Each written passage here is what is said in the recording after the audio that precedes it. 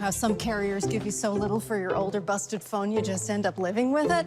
I don't think so. Verizon lets you trade in your broken phone for a shiny new one. You break it, We upgraded. You dunk it, doggy bone it. Slam it, wham it, strawberry jam it. We upgraded. Get a 5G phone on us with select plans. Every customer, current, new, or business. Because everyone deserves better. And with plans starting at just $35, better costs less than you think.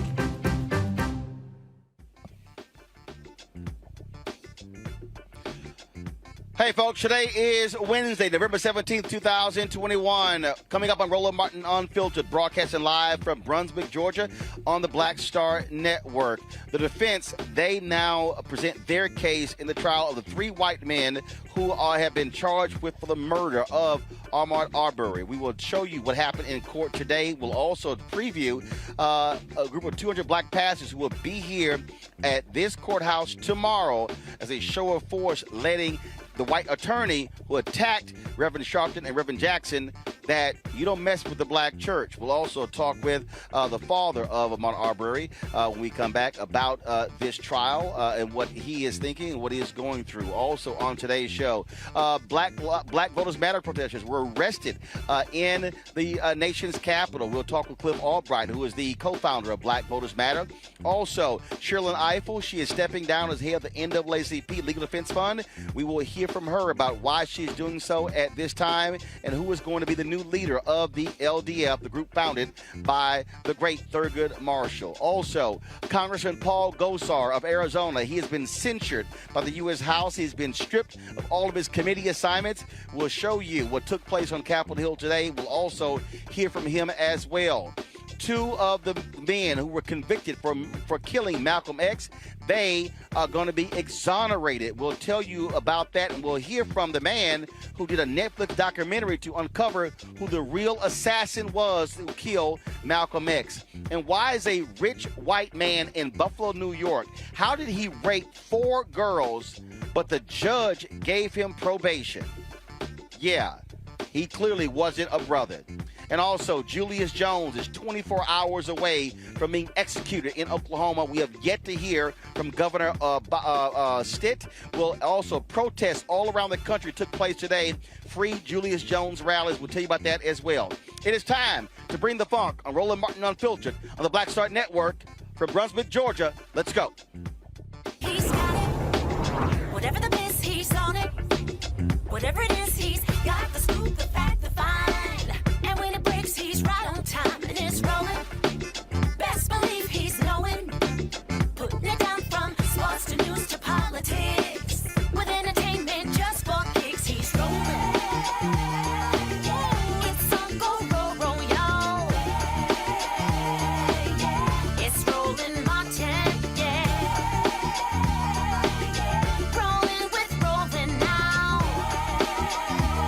He's funk, he's fresh, he's real, the best, you know he's Roland Martin now.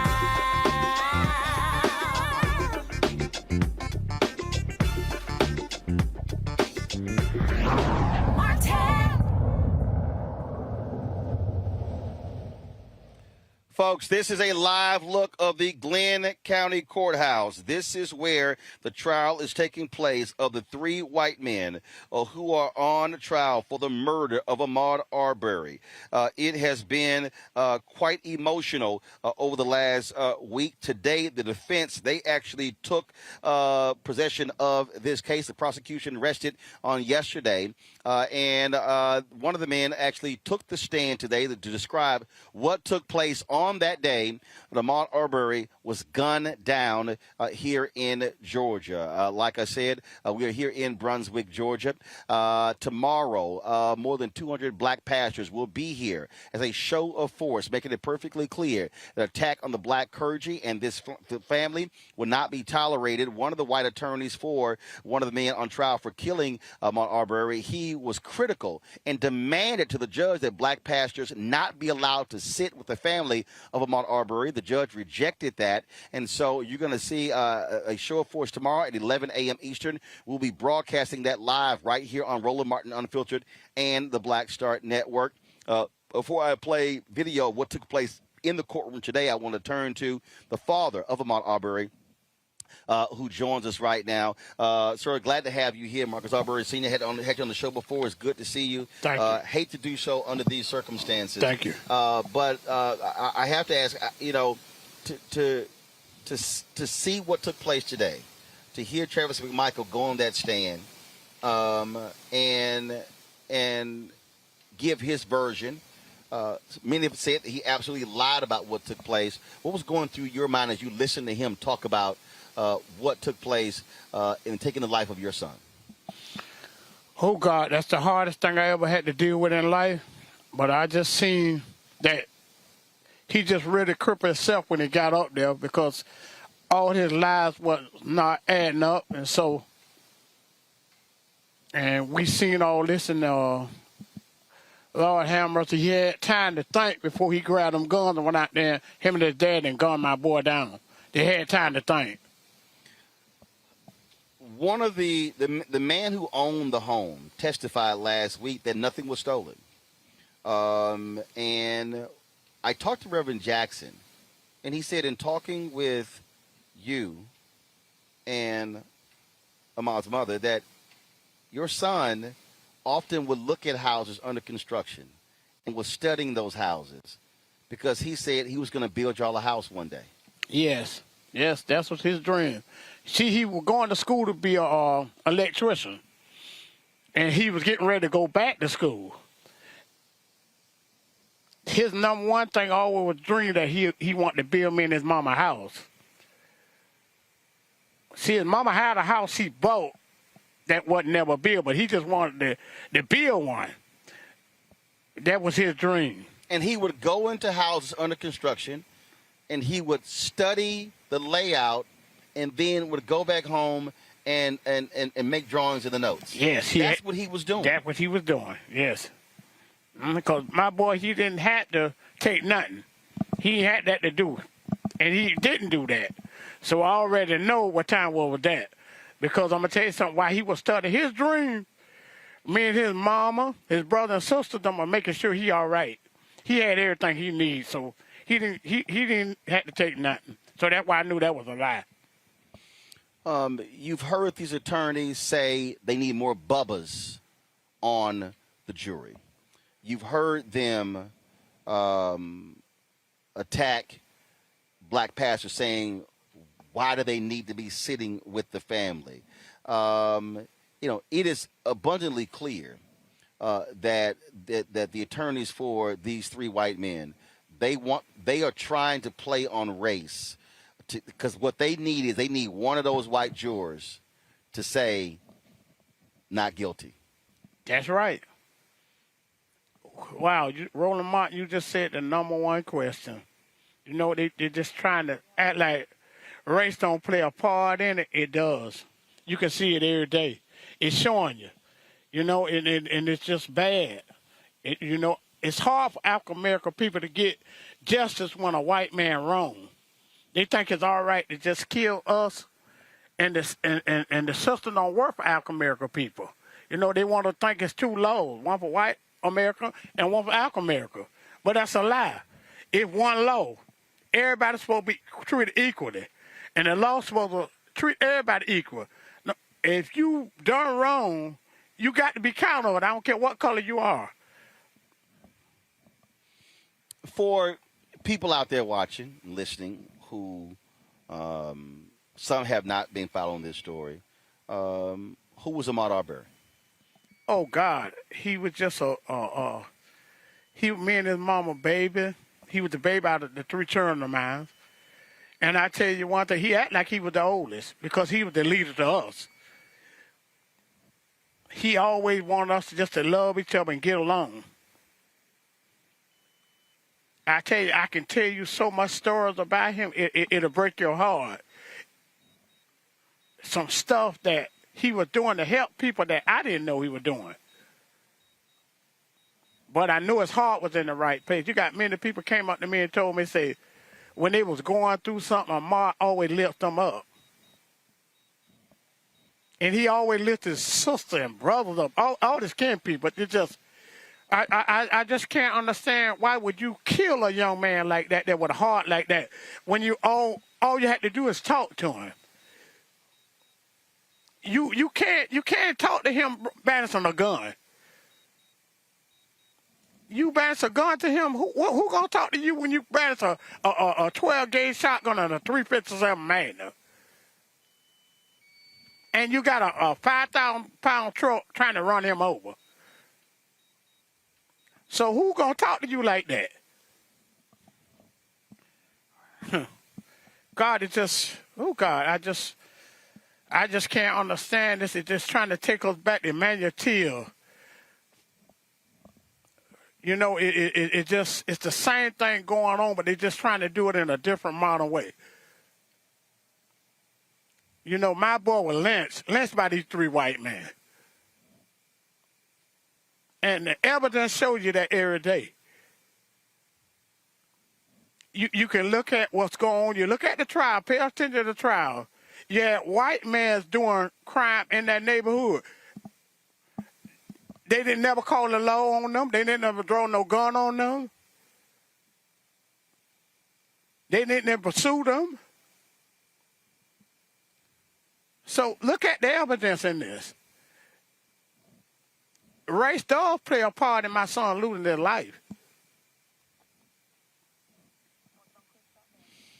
And when you hear people say, y'all focusing on race too much, the real issue in America is not race, it's class. It's a lie. We can't keep hiding the truth. You cannot keep hiding. These guys killed my boy and they were left out here 72 days. It really tried to cover his death up. Yeah, it wasn't. If it was not for the public outcry, I mean, you have these DAs who are going to let these guys just go on. Yes. Go home and get rid of evidence. But if that a black man did a white kid like that, would have killed us on the spot. We'd been dead on the spot. We wouldn't have been able to go home or nothing. This stuff ain't right. So how in the world African American people can trust this system when they keep doing us like this? Well, the defense will continue tomorrow. It is going to be a significant show of force tomorrow as well. And so we will be here broadcasting that. It was important for us to be here and to be able to tell this story as well.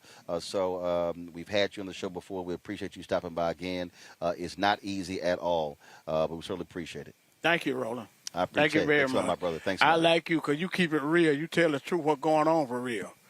That's why we're here. Yes, sir. Yes, sir. I appreciate it. God bless you, man. Yes, sir. Thank you very much. Right. Thank you. Folks, we're going to, first of all, if we have the video from today's court proceedings, go ahead and play some of what took place today. Go ahead and play what took place today in the courtroom. A bit that having that just happen, just catching him creeping through that front yard and obviously trying to avoid detection and then doing what he did there and then going into that house and then walking around in there like it's no big deal was alarming. Alarming why? Because I wouldn't think anyone acting normal would do that, and somebody that's willing to act like they have a gun or act like that they will harm you to prevent you from asking them or doing anything there, and then go in and just acting all normal and nonchalant and never catching the guy, knowing what he's doing it just says, what's going on? He finally stops. Okay. Great. I want to talk to you. I want to know what's going on. Mm-hmm. Okay. Okay, go ahead. So we finally stopped, asked what's going on. He never says anything to me. He's still looking at me angry. I'm thinking, man, this guy's, this could be volatile, you know. Let's be kind of watching here. I ask him again, hey, what happened down the road? Why are people pointing down the road? You know, where are you running from? He doesn't say anything, and he's still kind of in the same spot he is. He's not squaring up or anything like that. He's just standing there. And I said, hey, the police are on the way. As soon as I said the police, he turned. Man, stop me. I want to talk to you. What's he doing? That's what I want to talk to you is actually why I said it. Does he stop running at any point? No, at this point, he is still running. But I noticed that he looks very angry. He's Describe that. What do you mean? mad. It wasn't what I expected for just coming up and talking to him. It was clenched teeth, closed brow. He was mad, which made me think that something's happened. I don't know why would. Again, folks, 3 white men on trial here in Brunswick, Georgia, Glenn County, for the death of Ahmaud Arbery. We will be here tomorrow as well, as I said, covering the events taking place. The Transforming Justice Coalition, they've been on the ground here from day one, bringing attention to this case as well. And so we'll be chatting with them a little bit later in the show. I'm going to go to a quick break. We come back. We're going to talk with Cliff Albright, the co-founder of Black Voters Matter, about the protests and the arrest that took place today in the nation's capital, dealing with the issue of voting rights. That is next on Roland Martin Unfiltered, broadcasting live from Brunswick, Georgia on the Black Star Network. Back in a moment.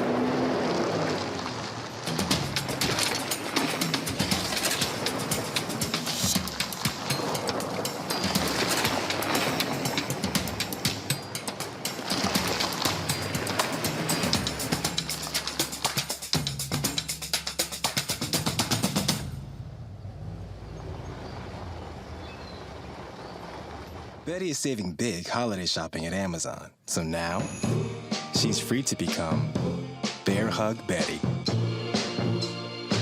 Settle in, kids. You'll be there a while. Ooh, where you going?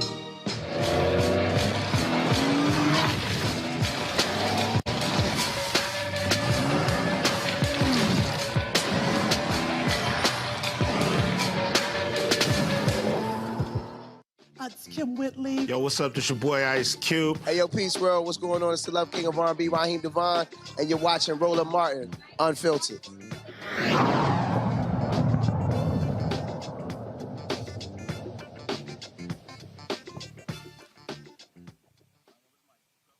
Today, in the nation's capital, a number of people were arrested in front of the White House protesting voting rights, trying to demand the White House take more action to get the For the People Act and the John Lewis Voting Act passed. Joining us right now is Cliff Albright, co-founder of Black Voters Matter. Cliff, always glad to have you on the show. Always glad to be here, Roland. Thank you. Well, if I wasn't here in Brunswick, Georgia, we would have been out there, of course, covering you guys today. Today's event is about keeping the pressure, keeping the attention on this very issue. We've seen these acts of civil disobedience take place relentlessly over the last several months. And so is there going to be a ratcheting up of the pressure on the Senate to do more? Because Republicans, they're passing these gerrymandered districts that are going to guarantee their power. They're diminishing black power, diminishing Latino power. And so what they are doing, they are trying to guarantee and cement white power in many of these states. Yeah, you're exactly right. You know, we're seeing it happening already. Of course, you know well what's been going on with Texas and their redistricting. You know, we're seeing it in North Carolina, where they've created some gerrymandered, racially gerrymandered districts. We're seeing it in Georgia right now, where they're doing the same thing. And so this notion that you know, voting rights legislation, which again is not just about voting access, that's important, that's near and dear to our hearts, but it's also about redistricting and gerrymandering and making sure that we don't have black and brown folks, even as our numbers are going up in the census, that we're losing electoral power in many of these states. And so, yes, we've got to ramp this up. We can't wait. This notion that we can wait until January, until after the holidays and get the voting rights, or even that we could wait until they deal with all these other issues and deal with the debt increase. It's got to happen now, because once these maps are drawn and once boards of elections start preparing ballots for upcoming elections, you can't undo that. Most courts won't even undo it, even if it's found that it shouldn't have been done, because the process is already in place. Time is ticking. It's got to be urgent. We've got to ramp it up. That's what we've been doing with these White House demonstrations, along with Black Voters Matter, League of Women's Voters, People for the American Way, and we're going to continue to do so all throughout the rest of this winter, demanding that they don't go on a recess until they pass voting rights. And one of the things that you and Latasha Brown have constantly said is you cannot out-organize and out-mobilize the gerrymandering going on, because what they are doing is trying to guarantee that they are going to win seats. And so even if you turn people out, it's still not going to matter, because they're going to ensure that they win.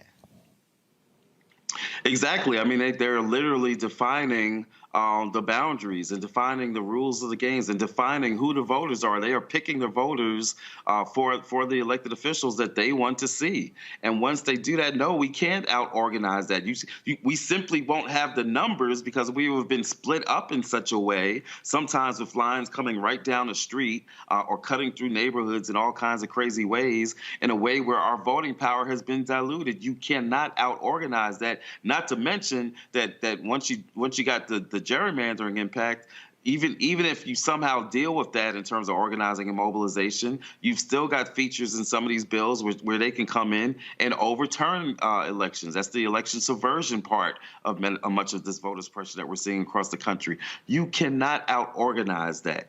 It has got to be dealt with through legislation. It's going to have to ultimately be dealt with through the courts. That raises a whole other issue, because we got to deal with the nature of the Supreme Court. But at the end of the day, this is not as simple as what the White House is thinking, that Black folks are just going to come out and once again, play the role of superheroes and magical Negroes and come out and save the country. That's not going to happen. It's not fair for them to even think that that's going to happen. That's not a burden that we're going to take, especially after we did that in 20 and then came back in January 21 in Georgia and did that. The reason we did that was to give folks power so that they can make sure we're not in this situation. You cannot fail us and then come back to us to save you because you failed to pass the legislation. That's not happening. So what is next? Look, bottom line is they passed the $1.2 trillion infrastructure plan. Now they're debating another bill. And so, okay, President Joe Biden, when is the full court press? Okay, Schumer, okay, Pelosi, when is the full court press? And not only that, where in the hell are all these white liberals, all these people, these other organizations? I keep seeing black people getting arrested. I keep seeing black women. I keep seeing black men. I keep seeing black organizations. Where in the hell are these progressives? Why aren't they as active? Where are these Latino organizations? Where are these Asian organizations? We're out here fighting for democracy, for voting rights, and it seems it's just us. Yeah, I will say this, two things on that. I will say this, that, these actions that we've been doing at these White House actions over the past 3 months, the coalition has grown. I said it at one of the earlier actions where I said, we're out here. I think it was 5 of us getting arrested that day. I said, tomorrow there'll be more of us, using a line from Hamilton. And sure enough, in each of the successive actions that we've done at the White House, there have been more people. Today we had over 100, I think somewhere between 120, 140 people getting arrested. It's been a diverse group. We've got a lot of different religious organizations, clergy, Jewish organizations, Catholic organizations, of course. On the Black church tradition has been out here, and a lot of organizations have been a part. But to your point, it's not enough, right? We haven't seen enough of that. Many of the groups that you called out, we haven't seen enough of that. Like you said, we haven't seen enough of the Asian American groups. We've seen labor out here, but we haven't seen enough of it. And so we do need more people. Yes, we know there's a lot going on with infrastructure and Build Back Better, and that fight is important. But we need more people coming out and leaning into this voting rights battle. Here's the good news, though, Roland. I'm going to say this real quick. The good news is this. it's working, right? What we're doing is working. The pressure is working. A few months ago, Joe Manchin was saying, he wrote an op-ed, I'll never support the For the People Act.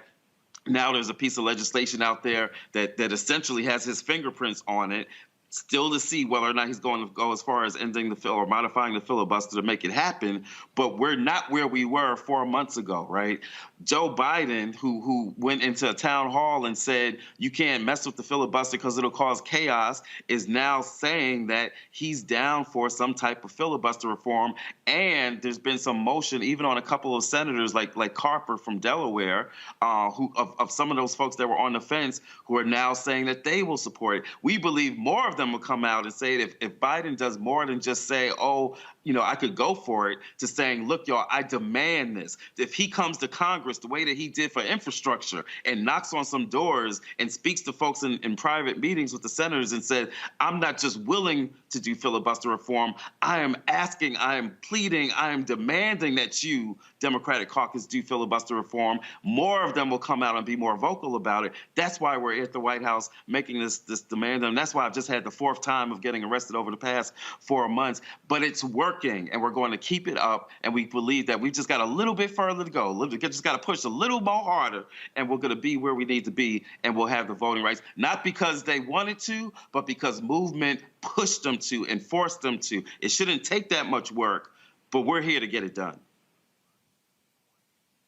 Cliff Albright, co-founder of Black Voters Matter. We surely appreciate it. Thanks a lot. Thank you. I'll see you in Brunswick tomorrow. Yes, sir. I appreciate it. Thanks a lot. Folks, speaking of pushing folks to get things done, that is what is happening in Oklahoma, where Julius Jones could be executed in 24 hours unless the governor of Oklahoma steps in and ends this. His pardon and paroles board has already voted twice, 3-1, to call for him to get clemency for him to be removed off of death row, but he is not acted. Joining us right now is Pastor Mike McBride, the director of the OKC Live Free campaign for Julius Jones. In a few minutes, candlelight vigil is going to start. We are down to the wire. Look, the governor said, hey, needs to be a hearing. That was a hearing. They voted. We saw what happened there, yet still he's taking no action. Has he given any indication to you or the family why he's drawing this out to the last hours? The governor has irresponsibly fallen silent. He has swallowed his tongue. He has not fulfilled the honorable discharge of his office. He has not met with the family. We are hearing from staffers and others close to the Attorney General that they are pushing the governor to execute Julius Jones, even though, as you stated, the pardon and parole board has twice, 3-1, recommended clemency. So we're very troubled by the governor's silence, and we're calling on him to come out literally tonight and extend clemency, follow the advice of his own board. We're going to be holding vigil tonight to demand that response. When is the last time you and others talked with Julius? How are his spirits? How is he feeling? Clearly, he has to be anxious because he's getting closer and closer to this execution date. Earlier today, we literally drove 2.5 hours to have, without the governor's intervention, this may have been the last time the mother, the daughter, the brother, and the father had a face-to-face in-person visit with Julius Jones. Understandably, Julius is anxious, but not just Julius, the whole family. We are all in a terrible, painful waiting game. The governor has multiple times said that he would follow the guidance of his parole and pardon board. He has not done so. He's given us false deadlines. Here we are 24 hours before the execution of Julius Jones, and he is claiming he's praying. It is clear to me this governor is not praying. He is stalling. He is demonstrating himself to be a coward, quite frankly. And we're calling on the governor to show some bravery, to show some moral fortitude, and declare what his decision is and take all of us off of the hook of having to wonder all the way up into the point of a potential execution. And again, as I said, there were rallies taking place today in Oklahoma City, Oklahoma, Los Angeles, California, Washington, D.C., Newark, New Jersey, St. Paul, Minnesota. And so this Free Julius Jones effort has really broadened over the past several months. Yes, and it's worth saying there are now countries all across the world who are weighing in. We've had Denmark, Italy, Slovakia, Belgium, countries that are sending international human rights violation letters to the United States government, compelling them to intervene. This case has become national in scope. We shared that with Julius. Certainly he's humbled by that reach, but is still wondering why is it that the governor refuses to meet with his family? Why is it that the governor refuses to extend to him, a citizen of Oklahoma, the justice that he deserves? And so we are indeed continuing to call out. We will have a vigil in a few moments. There may be those who will risk arrest to continue to raise the moral outrage of a governor who is derelict in his duties, to literally follow the process that he put in place with his own appointed board members. The governor must keep his word. The evidence shows that there is so much doubt in this case. Scripture says God has no pleasure. The scripture says God has no pleasure in the death of anyone. The governor is praying to this God. He says that he ought not have the cowardice that he is showing. Free Julius Jones. Bring him back to his family, and let us go on with the healing process that this state so needlessly deserves. Pastor Mike McBride, we surely appreciate it, sir. Thank you so very much for joining us on Roland Martin Unfiltered. Thank you, my brother. I'm going to bring my panel now. A. Scott Bolden, former chair of the National Bar Association Political Action Committee. Monique Presley, lawyer and a crisis manager. Robert Patillo, executive director, Rainbow Push Coalition, Peachtree Street Project. Glad to have you here. Robert's a little soft. He's supposed to join me out here on the lawn in front of Glenn County Courthouse. I guess it was too chilly for him, so he retreated to his comfy hotel room. And so thank you for giving us the visual of your made-up bed, Robert. Thank you very much. Roland, don't act like I'm. Are you bragging or complaining, Roland? Just get to the question. Come on. Look, Roland, don't act like I'm just sitting next to an open window looking at the ocean on Jekyll Island or something. Yeah, he's in Brunswick. I'm just saying. Great. I'm just saying. Matter of fact, Henry, go ahead and take a shot. We got this nice empty chair that was set up, all that hard work that was put in place to bring a headset. This is where you're supposed to be, but you're sitting in your hotel room. Fine, whatever. Let me go ahead and start with Monique.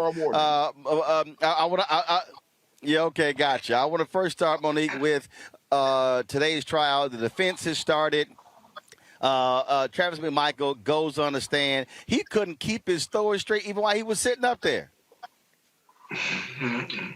No, he couldn't keep his story straight. But even if you listen to the clip that you played, every single thing he said is like racial profiling 101, 201, 301.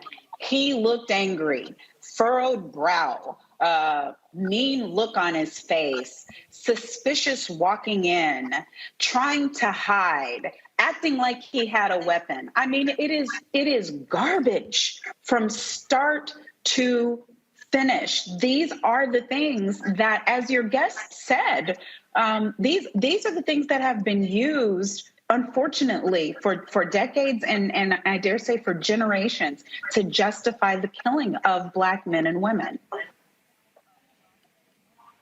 They clearly, Robert, are hoping, can they appeal to the Bubba in one of these jurors to keep these three from getting the death penalty?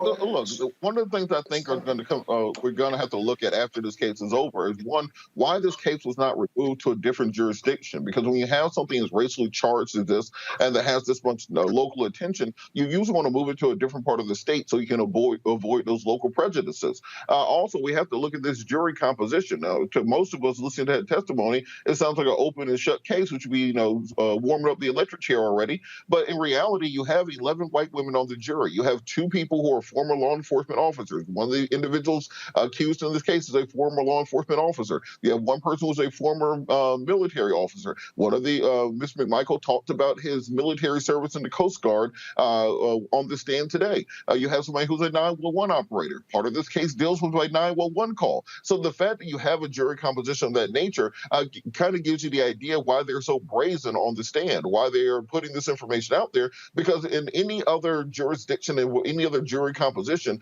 you would never put McMichael on the stand to say some of the crazy things he said today, because as Monique said, he was literally describing racially profiling, hunting down and killing somebody, and they use that as their defense. And don't forget, Scott, you had these white DAs here, one after the other, who refused to actually investigate this case. And it was only the public pressure that led to the Georgia Bureau of Investigation taking over this case. Yeah, you're absolutely right. I mean, 60 days before these people were investigated and charged, the DAs walked away from it. They had conflicts, and they still made their decision.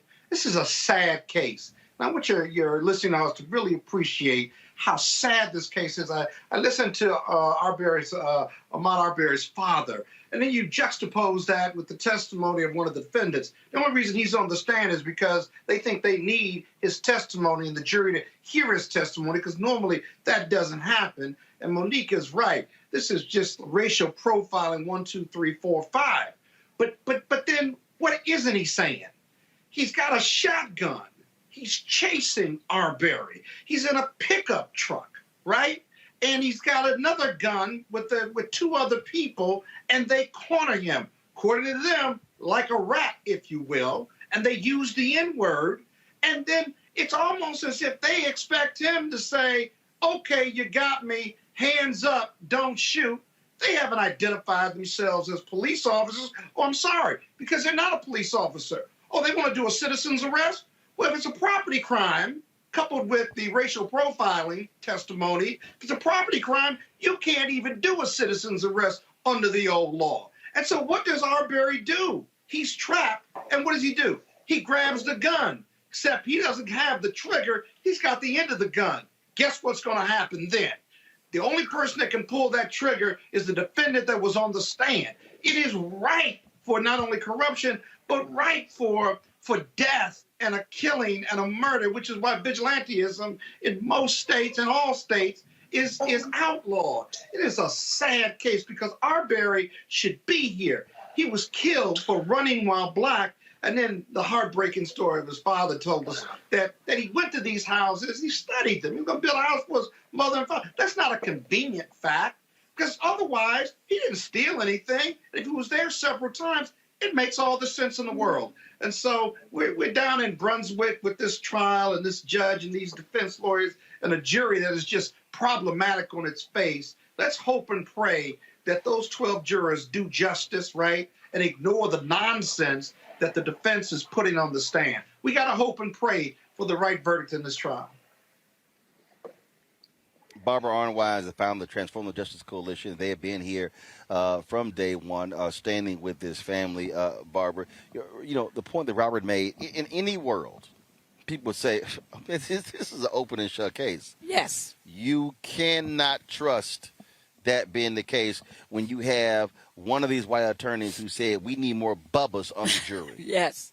Well, and Bubbas ain't just white men. It's also white women. That's right. And remember that this is the trial where we already had, during jury selection, one of the potential, quote, qualified jurors was, in fact, married to a white supremacist, had a husband who belonged to that group. Well, I just want people to really understand that. However, the fact that they put McMichael on the stand is that they have done a read and they realize that they're in trouble. That even with all of the white privilege and everything else, that the jurors are concerned about what has happened here. Now, will they be a whole squad jury where you had an all-white jury that convicted that police officer of serial rape and gave him, 365 years? We'll see. But will it be a jury that will nullify itself, or will it be a hung jury? We will have to find out. But I do want to say that they do recognize that they got a problem. They never would have put them on the stand unless they recognize that they have a problem, Roland. It has certainly been quite interesting. Robert, you're here with Reverend Jackson. There's going to be a major show of black preacher focus tomorrow. Yes. I don't know if they're going to be. I don't know if there are enough microphones to capture all these preachers who are going to be here tomorrow. But one of those defense attorneys when he attacked Reverend Jackson, when he attacked Reverend Sharpton, when he specifically tried to get black pastors removed. Yes. Well, he's about to see a few more show up tomorrow, Robert. Well, when I saw that clip, it was funny because I was at home in Atlanta, and as soon as that clip played, my wife started packing a bag. She said, "You're going to Brunswick," because you don't say Reverend Jackson's name. That's like saying Candyman into the mirror. You know he's going to show up. He's going to pull up on you. And so we've been to churches in Savannah this week, in Brunswick this week. We were in Jacksonville yesterday, and so it's going to be from the work that Barbara Arnwine and Transformative Justice have put in on the ground, in addition to the work that many of the other organizations have done. It's going to be a full day of events, marches, motorcades, rallies, prayer visuals. We're going to make sure that the black church is heard and that they understand that when you don't come to the South and talk bad about black preachers. I think they need to understand the power of the black church that they still have, particularly in this region and particularly in this case. It's never a wise idea, Monique, to stand up in court and say, "Well, I don't know why he here. He don't have a church here. Why he got to sit with the family?" And it's like, that's how you want to roll? Right. Yeah, and we see that more and more, don't we? They say the quiet part out loud, and they don't even recognize that what they're saying is, to quote the trial judge, reprehensible. To me, as a defense attorney, that is the real cardinal mistake that he made. He did something that caused his alienation from the trial judge who is deciding his client's fate. That is completely unacceptable. You don't say or do anything in a court of law that is going to put you in the judge's crosshairs. We've been seeing that over and over again in all of these cases in the past couple of weeks. But then to say it in such a way that, I couldn't figure out which part was screaming at me more, the lawyer in me, the preacher in me, but I called everybody I know, want to know, don't know. It didn't even matter. I'm like, all roads lead there. They're calling for black pastors. Did you hear that, y'all? They want more black pastors. So they about to, as the young folks say, blink around and find out tomorrow.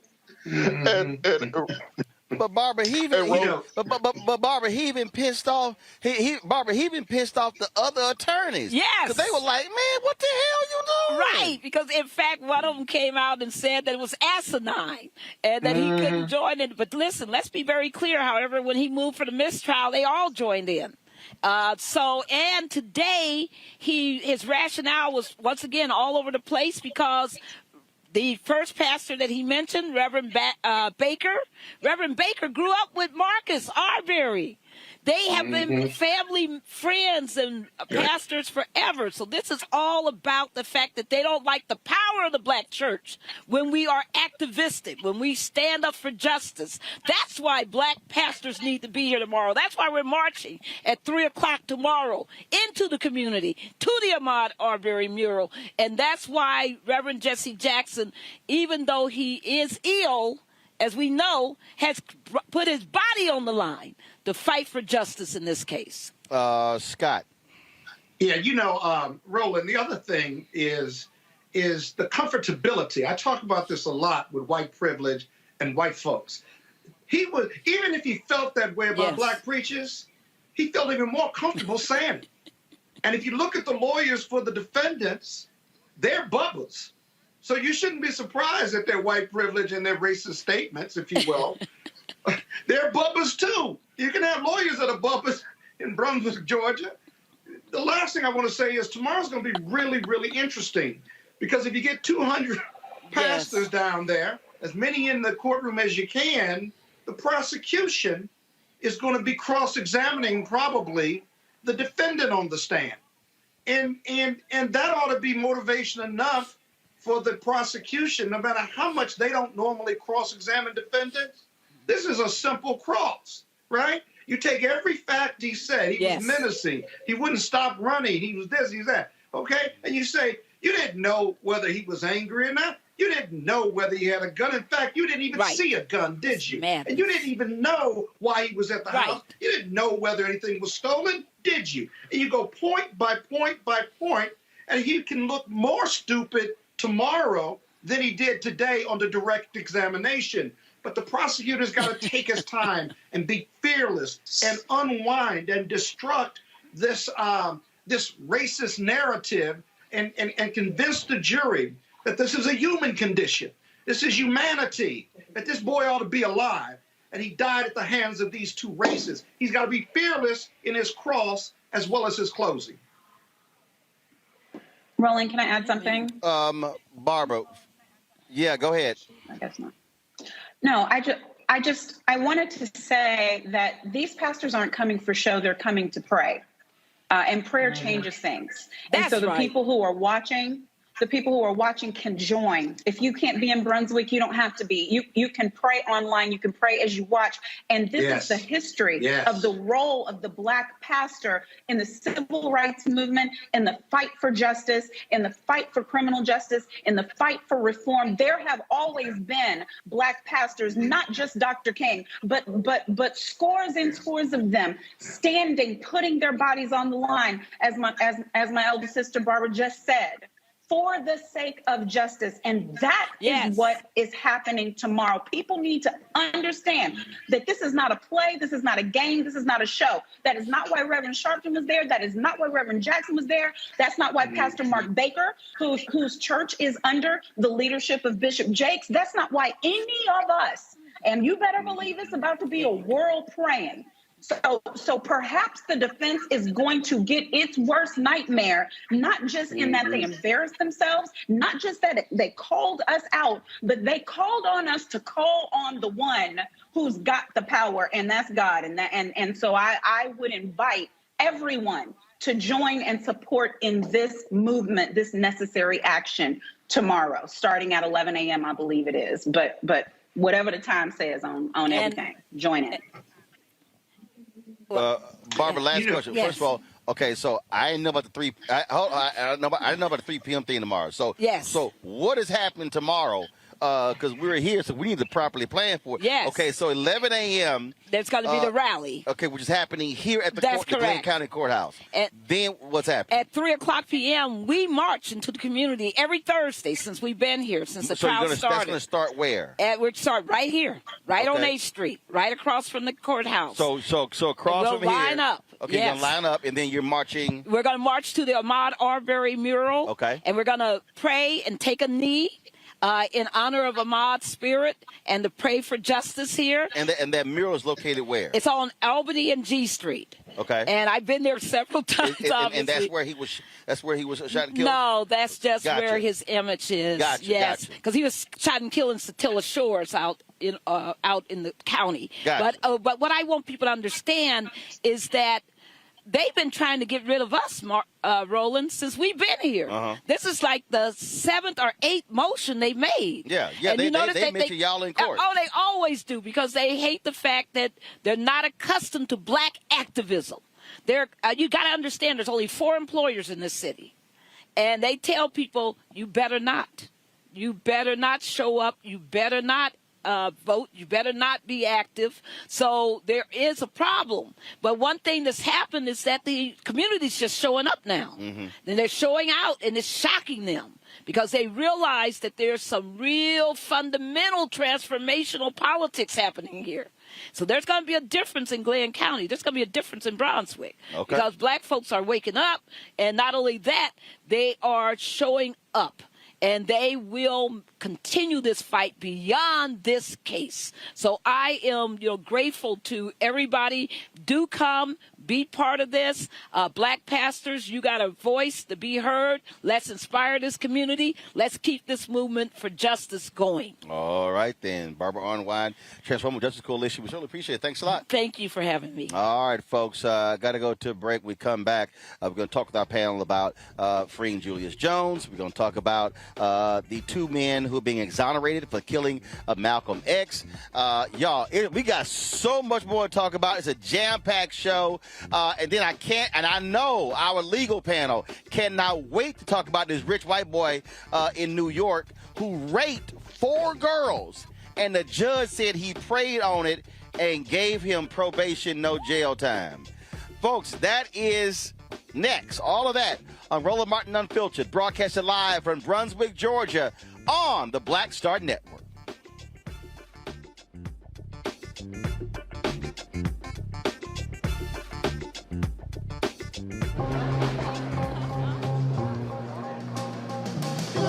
Are the stars out tonight?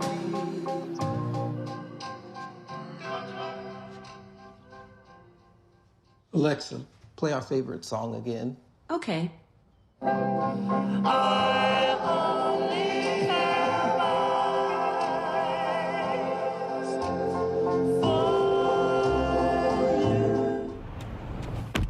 Oh, that spin class was brutal. Well, you can try using the Buick's massaging seat. Oh, yeah, that's nice.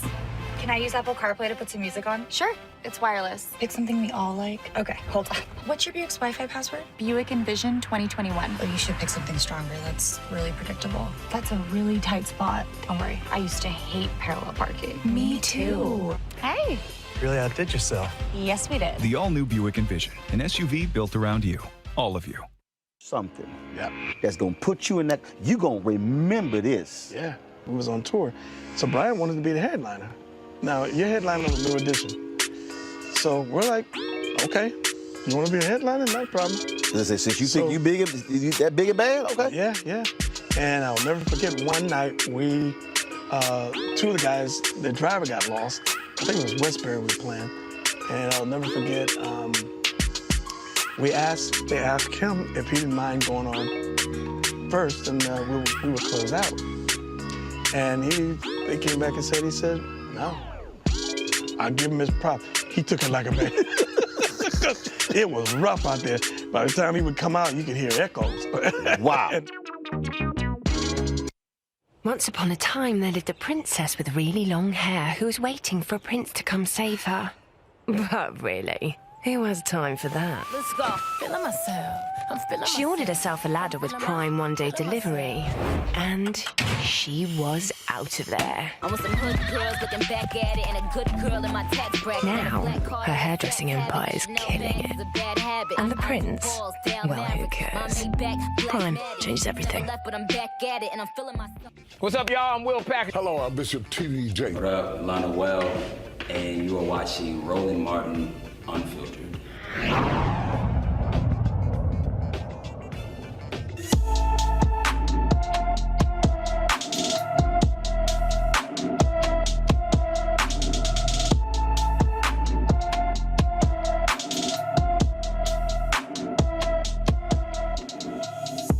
All right, folks, welcome back to Roland Martin Unfiltered. We, of course, focus all the time on black and missing folks who, again, they don't get the same level of attention as so many other stories. This is Carmen Barrett. She's been missing from Baltimore since August 17th, 2021. The 14-year-old is approximately 5 feet 3 inches tall, weighs 150 pounds, with brown hair and dark brown eyes. If you have any information on Carmen Barrett, please contact the Baltimore City Police Department at 443-396-2488, 443-396-2488. All right, folks, I can't wait to deal with this with my legal panel. I came across this story. It is out of upstate New York, where a confessed rapist has received probation because the judge determined it would be inappropriate to send him to prison. Christopher Belter Jr. pled guilty to third-degree rape and attempted first-degree sexual abuse, along with 2 counts of second-degree sexual abuse. He sexually assaulted 4 teenage girls, yet Judge Matthew J. Murphy III placed Belter on probation for 8 years. Now, Belter also has to register as a sex offender. Attorneys for the victims claim Belter's white privilege and wealth attributed to his light punishment. Now, the judge said that him having a registered sex offender would hang over his life, and he would have to deal with that reality. And Robert, the judge said he prayed on this decision. This story is so crazy. Hold up, I gotta further unpack it. The story is so crazy because they had these parties at his home. His parents were participant, supplying the girls with alcohol and marijuana. They also go on trial, and they said that this home was like the party house. He raped one girl, and she said she looked at the leaves to take her mind off of it. So this wasn't like a guy who fondled a girl's breast. That is still grossly inappropriate. No, he raped, sexually assaulted 4 girls, and the judge said, "Now, you shouldn't go to jail." I think people forget just the sheer power that state and superior court judges have in this country. And my new push is to get more black lawyers to run for judge. It's a thankless job. You spend a lot of time calling the calendar most days, usually not exciting, but we're going to have to get on these benches across the country. We got to start running for judge. We have to start running for DA. We have to start running for Solicitor General, because the only way that we make changes in the system is to become the system itself. And so I think that's going to have to be the push going forward, because the amount of leeway that many times judges have in deciding cases and deciding sentencing, even when there's an agreement between the defense counsel and the prosecution, the judge always has the option to divert from that agreement and issue whatever verdict or whatever sentence they feel, and you can either take it or leave it. So it's very important for us to really get into the arena and become those judges, become those prosecutors up and down the line across the country, because we're going to continue to see these misuses of justice as long as we're on the outside looking in.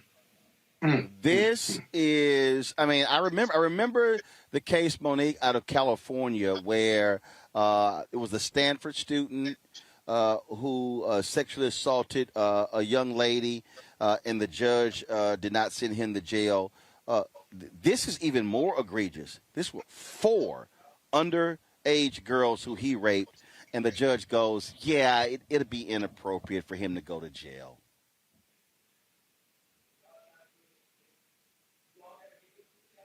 She's frozen. Monique there? All right, we'll get her shot straight. Scott, go ahead. Yeah, but it's even worse than what you gave us, Roland.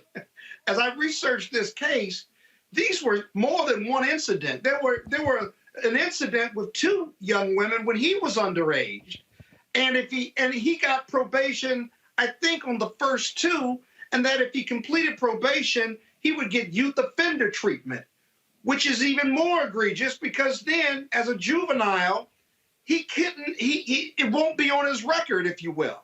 Then you had the second 2, right? And because he had completed the first probationary period where he'd get youth offender treatment, like he would in most jurisdictions, now that's the basis, arguably, why the judge said, well, he completed the first set of probation, and he's continued to have contrition, and he hasn't gotten any more trouble before, and so I'm going to give him 8 years of probation, and that won't be easy. Are you kidding me? That is an outrageous determination. And if he were black, the tropes of Mandingo warriors sleeping with these young white girls, they would have thrown the book at him. Look at Jimmy Gardner. He played for the Chicago Cubs in West Virginia. Alleged sexually assaulted 2 white women. He got 70+ years as a first offender. I don't care where this jurisdiction is. It would have been different for black people, and it just burns you up. It's offensive, actually, to our criminal justice system. And there's no way for it to appeal the sentencing, if you will, by the government. And so I think my colleague is right about getting more black judges. But how about this? How about just better judges, period, right? Who have a sense of justice and fairness and equality. Monique, one of the attorneys for the victim, said when it happened, she raced into the bathroom and just threw up. She could not believe what this judge said and did. Right, but I mean, I'm just not surprised. It's unfortunate, the imbalance in the system, but we find that imbalance both ways. I dropped off, so I couldn't hear what one of my colleagues said, but what we also find is that the type of leniency and the type of use of judicial discretion that sometimes should be given in these cases is not given when it is black and brown people. So you have people who are charged as adults for sexual misconduct, for rape or for sexual assault, for things that happened when they were teens, for things that happened that were arguably consensual, and there is no equitable remedy offered. There is nothing offered, and they end up serving jail time. So it goes both ways. And I didn't study all of the particulars of this case to know whether any leniency was required, but it is not as simple to me as whatever gets done to the black people should get done to the white people. What really it is sometimes what is happening for the white people should also be happening for black and brown people. Well, Monique, I talked about I talked about youth offender treatment earlier in the case, and so there was some of that going on. But it's still an outrageous decision. These 4 young white women, they could be white, red, white, blue, or yellow. They were raped, which is a crime of power and punishment and violence. There's no way you can escape punishment when you do that to a male or female, black, white, yellow, or brown. You got to suffer. And you can rehab all you want, but you can't engage in that deviant behavior and escape jail. Are you kidding me? Bubba should be waiting for him right now. He should be. To that point about not being able to appeal the sentence, you know what? This is one of those things where you go after and you get that judge off the bench. This is just absolutely beyond egregious. Absolutely. This judge should never, ever determine another case after this ruling. Simple as that. Simple as that. Folks, hold tight 1 second. I got to go to break. When we come back, we'll discuss a couple of cases out of North Carolina. One, the family of a black man shot and killed by cops is suing in federal court, and the governor of North Carolina pardons a brother who spent more than 20 years in prison for a crime he did not commit. How much is he going to get from the state? I'll tell you. That's next. Also, we'll discuss the 2 black men who are being exonerated officially tomorrow for the murder of Malcolm X. And we'll talk with a brother who did a Netflix documentary about this case where he discovered through his research who the real killer was. All of that next. Roland Martin Unfiltered, broadcasted live from Brunswick, Georgia on the Black Star Network. Back in a moment.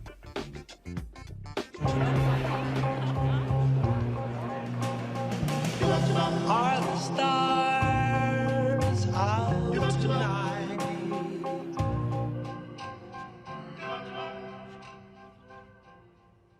Alexa, play our favorite song again. Okay. I only have eyes for you.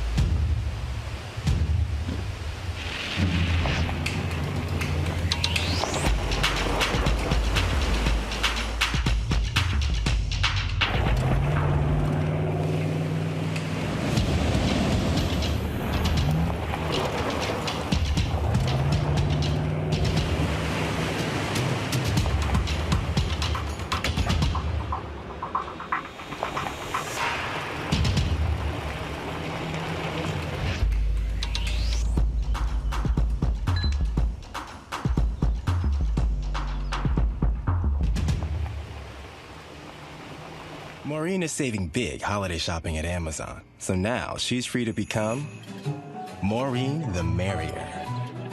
Food is her love language, and she really loves her grandson. Like, really loves.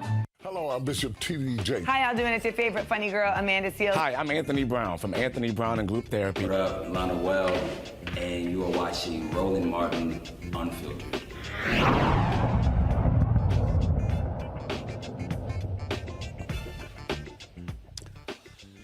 Folks, the family of Andrew Brown Jr., the man, of course, killed by North Carolina deputy in April, they are amending their civil lawsuit, claiming one of the deputies altered his gun before turning it into investigators. Officers attempted to arrest Brown and execute a search warrant for drug-related crimes when they shot Brown as he was trying to flee. Investigator Daniel Meads was one of the several officers who shot Brown. After the shooting, he removed the remaining bullets from his gun.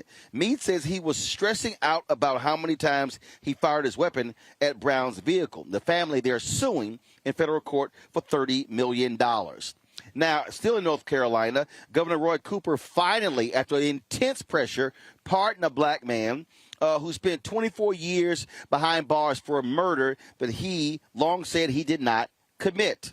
The pardon allows Dante Sharp to apply for $50,000 a year, up to $750,000 for his wrongful conviction.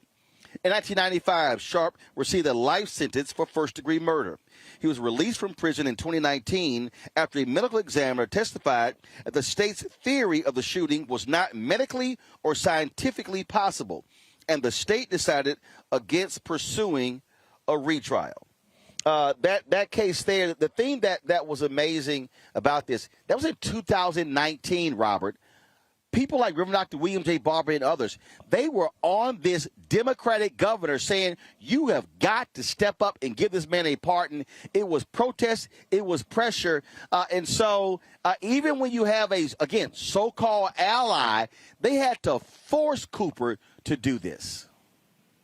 You're absolutely right. And back to our discussion earlier about the power of the black church and this question about activism and the black pastors, this is why it is important that sometimes it takes clergy to rally people, to bring together that ecumenical spirit and the power of the pulpit to really bring these folks to account. And we cannot simply allow folks to come to our communities for election time and then abandon us when it's time to actually govern and do things that are in the interest of African Americans.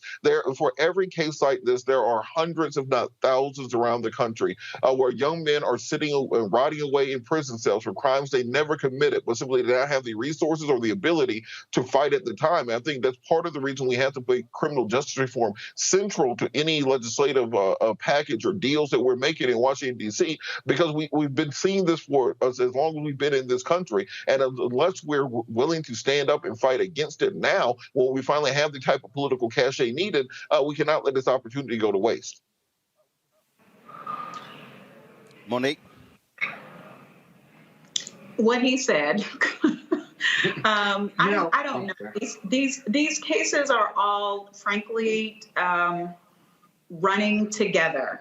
And we, as Robert said, we need holistic solutions. One of the concerns that I often have, and it's not whether it's Julius Jones or Ahmaud Arbery, or whether it's Trayvon Martin or Mike Brown, or whether it's Joshua Feast, or whatever the case may be.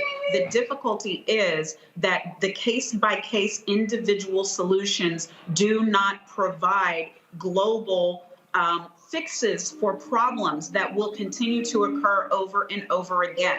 So our solutions have to be pointed in other directions while we leave it to the attorneys to do their individual work.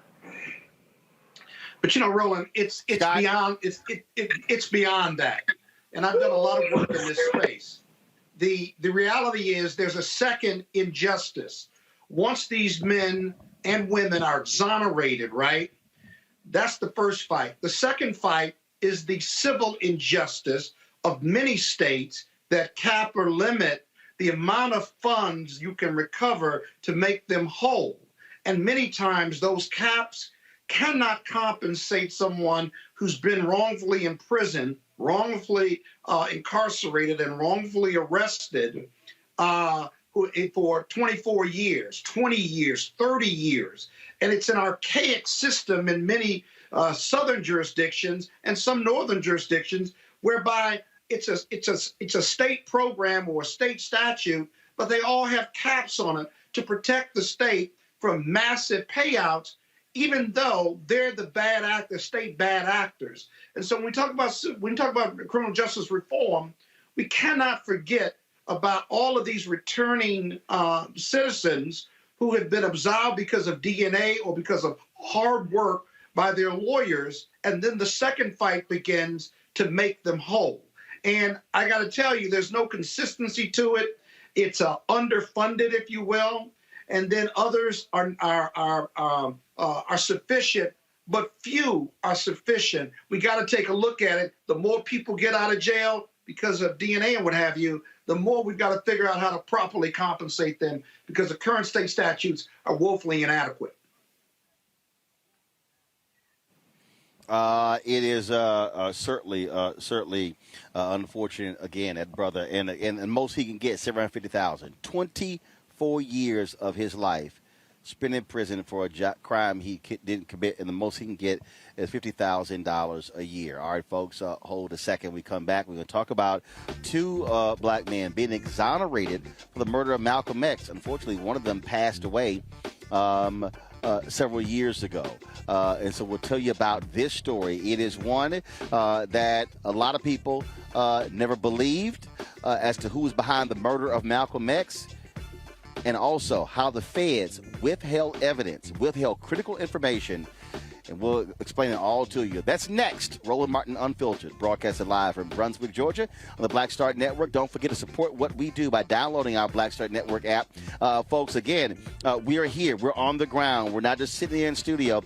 And so we want you to download the app. All platforms, Apple, Android, Roku, Amazon Fire, Samsung, Xbox, all of those platforms. So please support us. And again, the dollars that you give to support us allow us to travel here, to be able to broadcast not just this show, but tomorrow, the pastors' event at 11 a.m. We're going to be doing the community rally at 3 p.m. and then do the show at 6 p.m.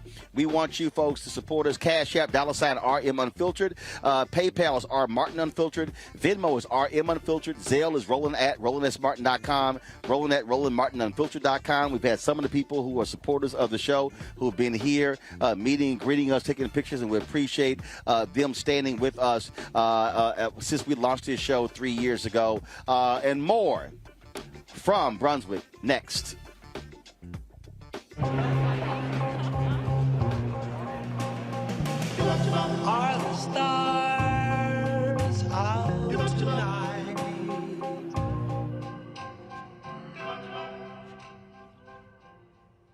Alexa, play our favorite song again. Okay. I only have eyes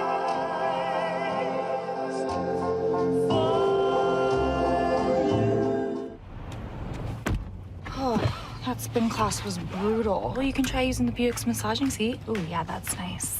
Can I use Apple CarPlay to put some music on? Sure. It's wireless. Pick something we all like. Okay, hold on.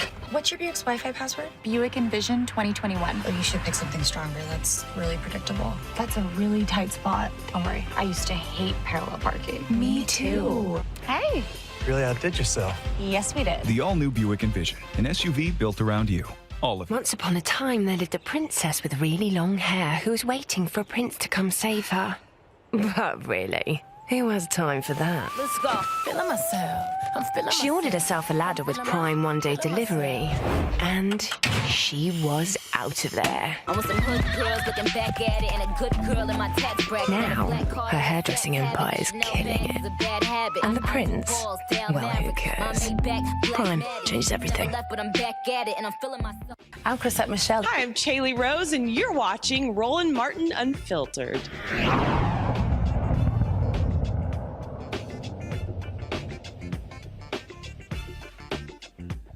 All right, folks, welcome back to Roland Martin Unfiltered here on the Black Star Network. So many of us know about the assassination of Malcolm X in the Audubon Ballroom. And since that took place in 1965, many have said that the individuals who were arrested, who were charged, who were convicted, who went to prison, were not responsible for that crime. Well, Manhattan DA Cyrus Vance is absolutely agreeing with that. And on tomorrow, they will formally be exonerated as a result of what took place. It is an absolutely shocking and stunning development when you think about what took place. And that is the Manhattan DA, along with defense lawyers and the Innocence Project, they are going to ask a court to dismiss the convictions of 83-year-old Muhammad Aziz and the late Khalil Islam. The New York Times, they're reporting that evidence was withheld during the trial of these individuals. They say that the FBI and others had information that pointed to someone else being the trigger man. These individuals actually had alibis that were legitimate alibis at the time of the shooting. Witnesses testified of the person who they saw shoot Malcolm X, not even matching the description of these two as well. So much conflicting information, and this has been discussed for a number of years. But it was last year when the documentary dropped on Netflix. Well, one brother was so focused on finding out the truth, who killed Malcolm X, and his work also was critically important in terms of shedding light on this case as well. And he joins us right now. Let me bring in Abdul Rahman Muhammad. Brother, glad to have you here. How you doing? It's my pleasure, Roland. Thank you. So for people who, again, who may have seen the newsreels and heard about the story, lay out for folks what their version of what happened and what was described, and now what we're seeing about these undercover cops who were in the ballroom who no one even knew existed, and how that information was being withheld. Because you really did a great job with this documentary of really nailing down who was behind, who was the trigger man and the ringleader behind the assassination of Malcolm X. Yes, Roland. The prosecution's case at that time involved only 3 men. And according to their theory of the case, it was these 3 men who both created the disturbance or the misdirection in the back of the room. And then once they created this misdirection and this distraction, that they then rushed the stage and carried out the assassination of Malcolm X. They actually fired weapons, a Ruger, a pistol, and a sawed-off shotgun. Now, what we have always been saying, we the scholars who have been studying this issue, is that there were actually 5 men involved in the squad that murdered Brother Malcolm, and that there were 2 men in the back who created the disturbance, and 3 men who sat in the front with the weapons. The first and the most deadliest of which was William X. Bradley, who went on to become known as Al-Mustafa Shabazz. He is the shotgun assassin who bore no resemblance to Thomas 15X Johnson, Khalil Islam, who they say, according to their theory, fired the shotgun. And also they say that Norman 3X Butler was also one of the shooters. They say that he fired the .45. However, he was not there either. And yet both of these men were convicted in 1966, and they both served at least 20 years. In the case of Brother Norman 3X Butler, today Muhammad Abdulaziz, who will be, we expect to be exonerated tomorrow, along with Thomas 15X Johnson, Khalil Islam. He served 20 years, and Thomas Johnson served 22 years. But also, these men, this has been a scarlet letter. They have been seen as the murderers of one of our greatest leaders. And only one of them is still alive to experience this exoneration. One died being called the murderer of Malcolm X? Roland, I remember researching these men and looking at their prison records, and it says first-degree murder. And I said, man, that's a hell of a thing to carry for the rest of your life, especially when you didn't do it, and especially when it is such a towering giant and leader of our people, Malcolm X. It absolutely destroyed their families. Brother Muhammad Abdulaziz, who will be in the courthouse tomorrow and at the press conference, he has no relationship with his children nor his grandchildren because of the stigma, because of the shame associated with being the alleged assassin or the convicted assassin of Malcolm X. It was absolutely horrific. The shameful thing that happened here as well, which Manhattan DA Cyrus Vance talked about. He's, first of all, apologized on behalf of law enforcement. The withholding of information, crucial information that should have gone to the defense attorneys. We've got 3 attorneys on our show today. And to think about, had they had that, Vance is saying, had that information been revealed, in all likelihood, no jury would have convicted them of these crimes. And actually, it would have led to a proper investigation of the individuals who actually committed the crime. But NYPD, FBI were not interested in doing what was right. Roland, what's so appalling about this whole story is that we've known for many decades now that the FBI had 9 undercover informants in the Audubon Ballroom. And the New York City Police Department, through its Bossy unit, Bureau of Special Services, had at least one, possibly more, but one that we know of, Gene Roberts, who was an undercover police officer for the New York City Police Department.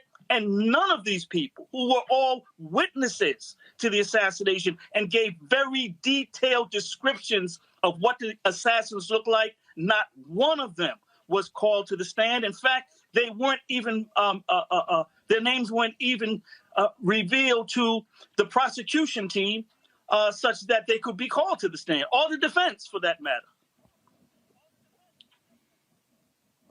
It is absolutely shocking and stunning. It goes to show you how deep COINTELPRO was, how the NYPD and the FBI despised Malcolm X, and frankly, they clearly were happy to see him no longer walking on this earth. Why did this gnaw at you? And how long did you pursue this effort to try to get at the truth of what happened on that fateful day, the Audubon Ballroom?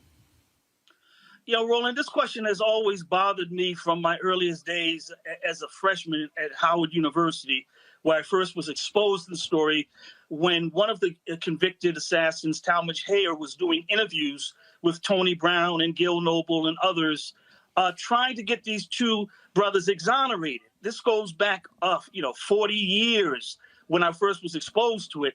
And it just, it begged for attention. It was a story and a case that could not be denied. And it just needed someone to actually care about it and carry it to the end. And it just so happens now that we're living in an age where the United States is trying to reckon with, its racist, troubled past. And it just happens that we're living in that era now where it's not as dangerous to deal with this type of material. So, I'm happy for the brother Muhammad Abdulaziz tomorrow, who will be exonerated, and brother Khalil Islam. However, it's a bittersweet victory because no one can give him back the 20 years that were taken from his life. No one can restore to him the relationship with his family and his grandchildren. And it's just a really a sad and a disturbing story. And for those who saw the Netflix documentary, you uncovered, if you will, the individual who many believe was behind it. and this person ended up being a prominent figure in New Jersey, if I'm correct, and has since passed away. That's correct. Living something of an open secret. Well known. In fact, that's the problem with this whole case, is that from the very beginning, from the time the convictions came down, it was never accepted by the historians and the researchers who have looked at this case, because it was well known in the Muslim community who the actual assassins were. And as you say, the last one to pass away, William X. Bradley, his name was Al-Mustafa Shabazz, was his Muslim name for last couple of decades. He was given a hero send-off and was considered a pillar of the community, and was given a funeral some would say was more majestic or celebratory than Malcolm X's own funeral. Wow. That is striking. That is striking. I think so. My panel, each one has a question. If I could just ask one question of you, because this is going to be, again, a fascinating story, and you spent a whole lot of time. I'm telling you, people have not seen the Netflix documentary. You definitely want to check it out. Robert, you first. And it's interesting. I did see the documentary on Netflix. Also took a class on political theory, Malcolm X, back when I was at Clark and Lane University. So this is a subject I've been fascinated by for so long. How deep do you think the hole goes when it comes to determining exactly the people who are responsible for the death of Malcolm X? Because it seems a lot bigger than even these individuals. How deep do you think the rabbit hole goes, and do you think that will ever fully be explored? Well, to tell you the truth, hopefully this is just the beginning of the revelations, because the Manhattan DA was able to unearth evidence that even we were not privy to. Keep in mind, the Manhattan DA can request governments through the Freedom of Information Act unredacted, see? So when you see our series and you see all the names that are blocked out, they can request those documents fully exposed. So, and they also were able to, detect other evidence that was not privy to us, and we're going to see. We know for a fact that the COINTELPRO, the counterintelligence program of J. Edgar Hoover, that there were at least 3 high-level FBI informants in the top leadership of the Nation of Islam in the middle of the 1960s. So yes, we're going to, and we also have to find out, was the government protecting this shotgun assassin?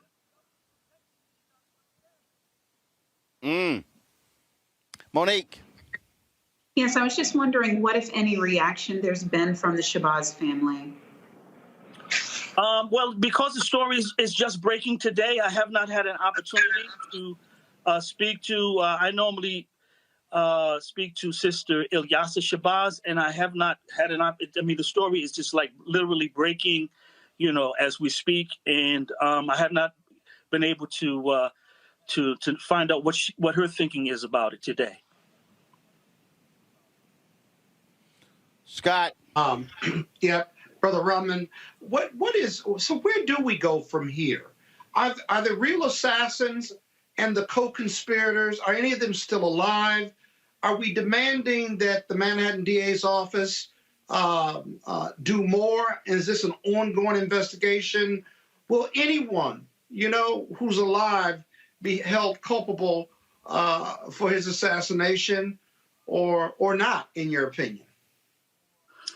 Well, I think now it's just an issue of trying to just determine what exactly happened and how deep our government, if at all, was involved in the assassination of Malcolm X. What role did they play? Were they merely instigators and stoking hatred and vitriol against Malcolm in the Nation of Islam, or did it go further?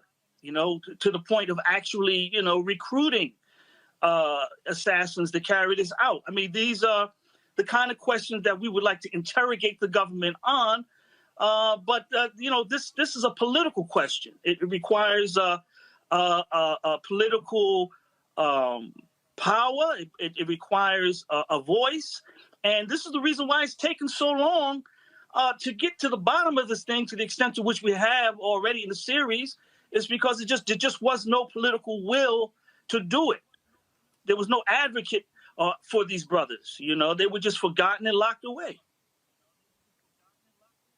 To work with the DA's office in Manhattan. Alvin Bragg is going to be the new DA and an African-American brother. And I hope that you continue to press the issue. We all need to press the issue because this is bittersweet because there's still a lot of unanswered questions as well. Well, let me share this with you.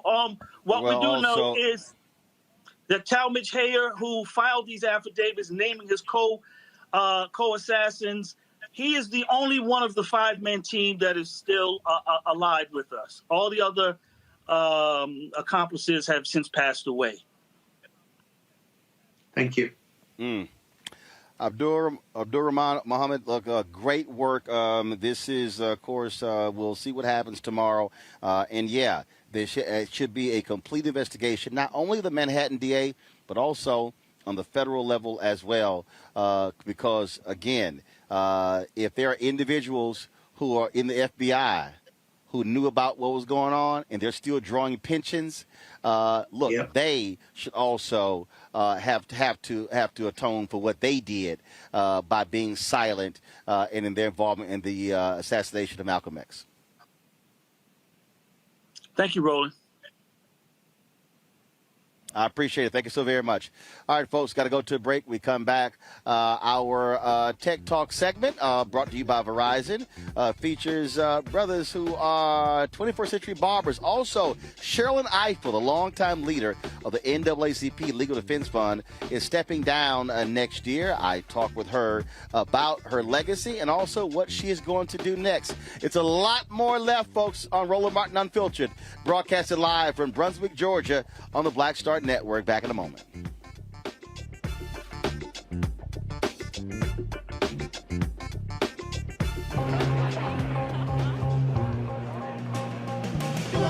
Are the stars out tonight?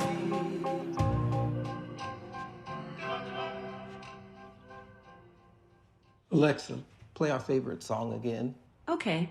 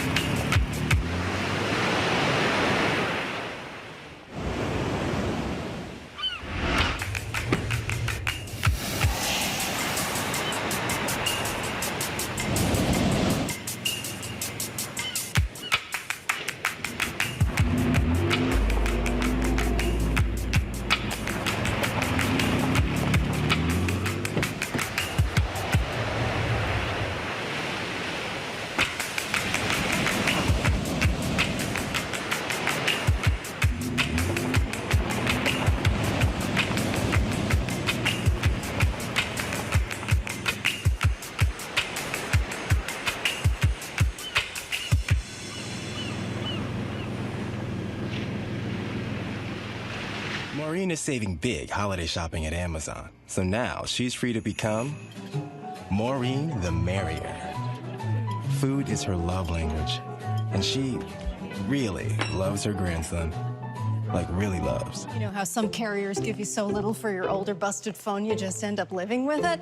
I don't think so. Verizon lets you trade in your broken phone for a shiny new one. You break it, we upgrade it. You dunk it, doggy bone it, slam it, wham it, strawberry jam it, we upgrade it. Get a 5G phone on us with select plans. Every customer, current, new, or business. Because everyone deserves better.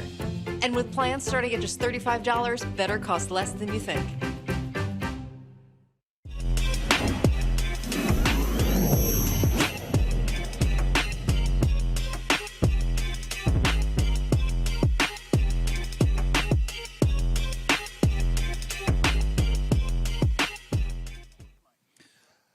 All right, folks, every Wednesday here on Roland Martin Unfiltered, we always talk about African Americans and their work in technology. And so we got a pretty interesting couple of guys joining us today. A Share app. It's all about making it flexible for you to be able to get your hair cut. Now we all know you can't stay sitting in the booth for so long. But what happens if you're a barber, but you know what? You're not trying to have one location and you can't afford to do so. And so what about booth rentals? Well, guess what? Stylists can use the space for how many days they need without being tied down to monthly or weekly booth rent. The app launched in 2017 is in more than 800 cities. Joining us right now, the co-founders, husband and wife, Dr. Ty and Courtney Caldwell. How y'all doing? How you doing, Roland? Hey, Roland. So happy to be here. So basically, are y'all the WeWork for barbers and stylists? Well, I love that. You know, people have actually nicknamed us Hair B&B, and so we prefer them. Okay, all right, Hair B&B. I like that. That's a good one. I mean, this is look. My barber Dave in D.C. Him and his wife, they had a shop for a very long time, and then finally, when the pandemic hit, Dave was like, forget that, got rid of his shop, and he started just doing house calls because he said it didn't make sense, me paying that monthly rent locked into a lease. He said where my customers are far more transient, and it's just easier for me if I have, a regular set. I could just go to them or being able to utilize a location that y'all are able to provide. That's right. I mean, it's that simple. People use us, and when I say people, that's hairstylists, that's barbers, that's nail technicians, that's makeup artists, that's braiders, that's estheticians, microblading artists. They all use the Share app to be able to access affordable, flexible space to work when and where they need it. They are tired of having to be locked into those long-term contracts, as you mentioned. And especially in a post-pandemic environment right now, people want to be and continue to be transient. They want to go where their clients are, and they want to keep more of their hard-earned money. So at the end of the day, Share connects salon and barbershop owners to individual stylists to fill their empty salon space on demand. And it's so unfortunate, Roland, and we can say this, that a lot of shops did have to close down. Yeah. And it was really at that time during COVID that a lot of barbers and stylists had to go to their respective clients' homes. Well, at that time, that's all they could do. Everything was shut down. And we know that California and New York was shut down longer. So we've realized that a lot of the times that when situations like this happen, this new normal is what it was. But we also realized during the COVID, there was cabin fever. So we know that a lot of those customers wanted to get back to the shop. They wanted to put on clothes. They wanted to go somewhere and stop using their faucets in their bathroom as in their kitchen. And so we realized that at the end of the day, they want to get back to the place that they were classically trained. Right. Being in this industry for almost 30 years like myself and being a salon and barbershop owner for over 2 decades, I realized the importance of being in a place where I'm classically trained, where I have the right lighting, I have a swivel chair, I have my barber chair, I have my mirror. That mirror, believe it or not, is better than your eyesight when it comes to really getting that cut fresh the way we want to give it. But also just being around just our family, like-minded individuals that we can constantly learn from and continue to be around. But it gives us the opportunity to get back to doing what we really, really love to do. And I'm just glad that, we had a problem within ourselves to try to solve this for the rest of the industry, because we know that high level wise, space to rent is probably one of the highest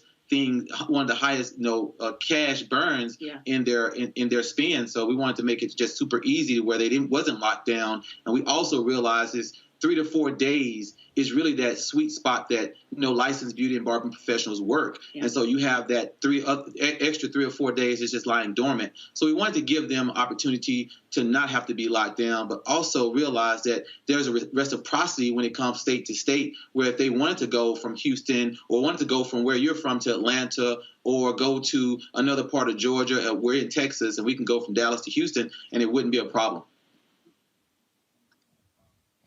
All right, questions from my panel. Scott, you don't have a use of a barber, but go ahead. I was about to say the same thing about you, Roland. I think I've got more hair than you, and I'm more handsome than you. But let me get to my question. I can guarantee you do not have more hair than me. I just don't have a process. I don't straighten my hair. It's just natural. You don't have, hold up. Black. You don't have. But, you ain't got more hair on top of your head and on your face. You better ask your question. Don't get embarrassed. Hey, brother and sister, let me ask you this. As entrepreneurs, I'm sure this is super helpful. What's the customer's response to this app and to your clients who use this app?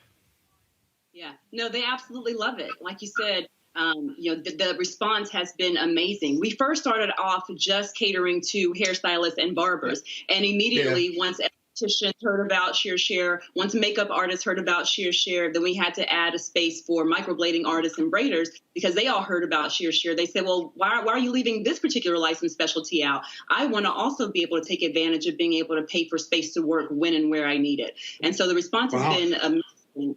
Right. I mean, there's no way that we could have grown to over 800 cities now if the demand wasn't there.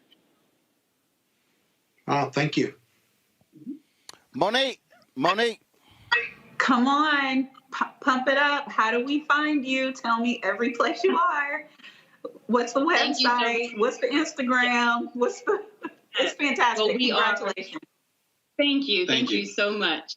I always say, Monique, that I hitched my cart to the right horse, and the horse being my husband here. So you can find us online at ShearShare.com.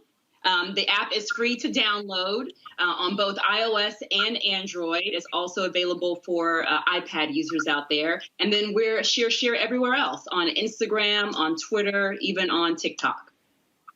Okay, but I have a follow-up question because I think that many people get the opportunity to come. Thankfully, Roland cares enough about Black business and tech to make these kinds of things available. But you guys are ready for this opportunity tonight. And so I want to call that out too for people who are watching to pay attention, because when you have an opportunity to sell your business, this is what it should look like and sound like. And it seems like you've put time into presentation of your product and of yourselves. If you're willing to just maybe for the up and coming entrepreneurs, share a little bit about what that process is, because you on all cylinders. You're doing it right. You're doing it the right way. Well, I'll say this and I'll let my husband close it up for us. But I always like to think of our marriage as our very first startup. And I like to say that this was like the merger of all mergers. And our son, I would call him our second startup. And now that he is a second-year cadet and football player at the Air Force Academy, he's been acquired. So we've seen success there. And so ShearShare is our third startup. And so if we're going to bet on anyone, we're always going to bet on ourselves. And I'll follow up with that by saying, anytime you're wearing this outfit of melanin, you always have to show up right. I think that when we walk into investors' offices, this is the outfit we're always wearing, our color. So we have to make sure that we're doing our very best. And, believe it or not, we bootstrapped our company before we actually, had someone to build it out for us. So we know what work goes involved in it. And plus, I'm an entrepreneur for over 20 years. So there's a lot of work that has to be done. And we don't mind, leading the charge. But at the end of the day, we are intentional about what we do. And we try to make sure that if we're going to be doing it, we're going to do it right. Congratulations. Well, you're doing it how well. many people we've had. I can't tell how many people we've had with a Tech Talk segment who got bad Wi-Fi. I'm like, it's a Tech Talk segment. Robert. Hey, Roland, I got to say this, Roland. I got to say this before I go. I had a chance to meet you in New York, got a chance to take a picture with you. But my spiritual father told me to tell you that you are a civil rights leader and voice and advocate of our time, and he is constantly praying for you. So thank you for this opportunity. I appreciate it. Rob Patillo, get your question in real quick. Monique took up too much of your time. Yeah, I got one nerdy question. So I meet a lot of entrepreneurs who get scared on the tech side of things when it comes to developing apps, developing those types of gateways. Can you talk a little bit about the process of actually the technological side of developing an app and how you actually did that very quickly, though? So here's the crazy part, right? So neither one of us are technical co-founders. Ty is clearly the subject matter expert, having earned his doctorate degree in professional barbering and cosmetology, running an award-winning salon for almost 30 years, being the author of a #1 best-selling book on how to be successful in the beauty and style industry. My background happens to be in corporate America. I spent over 20 years in B2B technology marketing and used to work at Oracle. I ran Oracle's digital strategy and innovations group worldwide and had P&L across 5 continents. Now, I say all that to say that I know beyond a shadow of a doubt that we are the best combination to execute in this billion-dollar market. We started off by doing this thing manually. We had stylists who called us up and said, hey, this is my budget. This is what I'm looking for. This is the city and part of the nation traveling. Can you help? I heard about you guys from a peer stylist down the street, and so I really need your help. And so we were manually matching stylists to empty salon space for 3 years before we finally looked up and said, there's got to be an app for this. There's an app for everything else. And when we looked online, we couldn't find it. And that was the aha moment for us, where we said, we have to be able to give this back to the industry that has fed our family for more than 30 years. And so here we are. But we honestly started by just asking questions. We asked lots of people, lots of questions who were in tech, who had built apps before, and finally found our way into ShareShare.com. Yep. And we do like to thank our very first advisor, TD Lowe. She was the very first person out in Silicon Valley that we phoned up and said, hey, we've been doing this thing, this kind of manual thing for like 3 years. Can you help us out? And thankfully, after learning a little bit more about her, she cannot walk from her car to the grocery store without getting pitched a new startup idea. And so thank God we called the right person, and she has been there every step of the way. All right, then. What city are y'all in? McKinney, Texas, north of Dallas. Okay. All right, then. Well, look, we certainly appreciate it. Thank you so very much. Good luck with the app, and glad to have you on Roland Martin Unfiltered and the Black Star Network. Thank you. Thank you for having us. All right, folks. Some breaking news here, folks. Happened just a few hours ago. Folks are talking about this here. The rapper Young Dolph has been shot and killed in Memphis. This is the video that we're playing. This is video we're going to play right here. This is from a week ago.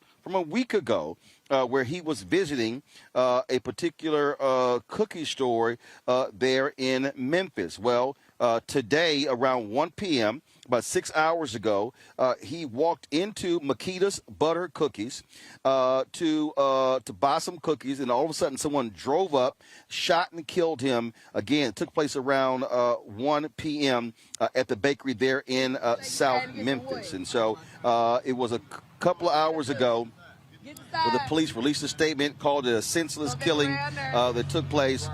People have been flocking to the scene. He was a very prominent rapper, not only in Memphis, but well known across the country as well. His real name is Adolph Robert Thornton Jr. And, of course, he released a mixtape in 2014 called High Class Street Music 4. The single Preach released his debut studio album, King of Memphis, in 2016. 36-year-old rapper Young Dolph dead after being shot and killed today in Memphis.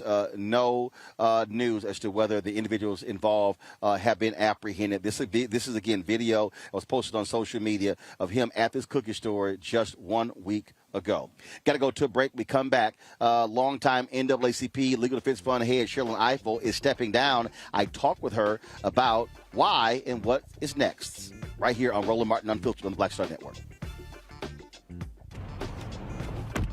Oh, that spin class was brutal. Well, you can try using the Buick's massaging seat. Ooh, yeah, that's nice. Can I use Apple CarPlay to put some music on? Sure, it's wireless. Pick something we all like. Okay, hold on.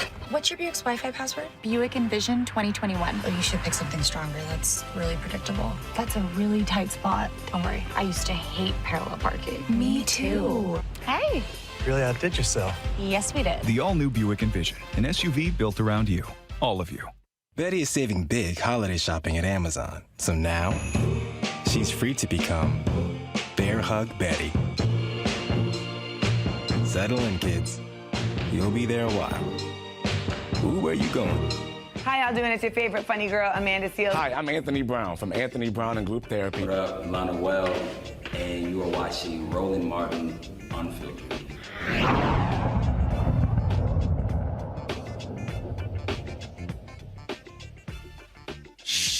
Sherrilyn Ifill, lead of the NAACP Legal Defense Fund, announced today in the Washington Post story that she is stepping down from the organization in 2022. Janae Nelson, her longtime number 2, will be taking over. I caught up with her earlier today where we talked about her legacy, why she is leaving, what she plans to do, and the significant challenges still facing African Americans and others when it comes to the fight for democracy and voting rights in America. All right, Sherrilyn, so what's the deal? You trying to go hang out in Jamaica, Hawaii? You trying to go to Ghana? You're leaving. What's going on? You know me better than that. No, this is my life's work, and I am not retiring. I'm too young to retire. And you know, what we have seen in this country and what is happening to Black people is too dire for me to leave the work of racial justice. But what I am doing is stepping away from LDF, the organization that I love, where I started my career as a baby lawyer. And I'm stepping away because I think, you know, many people know that I am very serious about Black institutions, and particularly about this institution that's been a part of my life for 30 years, and ensuring its strength. And I think transition is part of leadership. I wanted to do this in an orderly way. I wanted to do it at the right time when LDF is really strong financially in terms of strategy and leadership. And frankly, Roland, I wanted the new leader to have a few years of an aligned administration before 2024, which I had when I came aboard. It was in the final years of the Obama administration.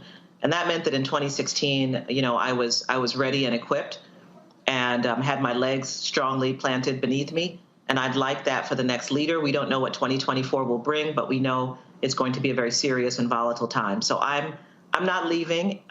If you know me, you know I'm not going to shut my mouth, and I'm going to keep working. But I'm looking forward to finding out what is the next way that I'm supposed to do this work. You're 58 years old. You laid out. Why we got to go there, Ryan? Why, I mean, Roland, why we got to go with the age? No. I mean, I just here's don't know. why. Here's why. Breathe. Woosah. I'm very calm. The reason I'm saying that is because when we look at a lot of Black institutions, people die in positions. They're there till they're 70 and 80. And what you just described is something that, frankly, is very rare in a lot of our traditional Black organizations. That is leaving before 60, bringing in the next leader serving under you, planning a transition, and actually having an organization that actually is healthier than when you arrived, and you're passing it on to someone else and it's not in a state of disrepair.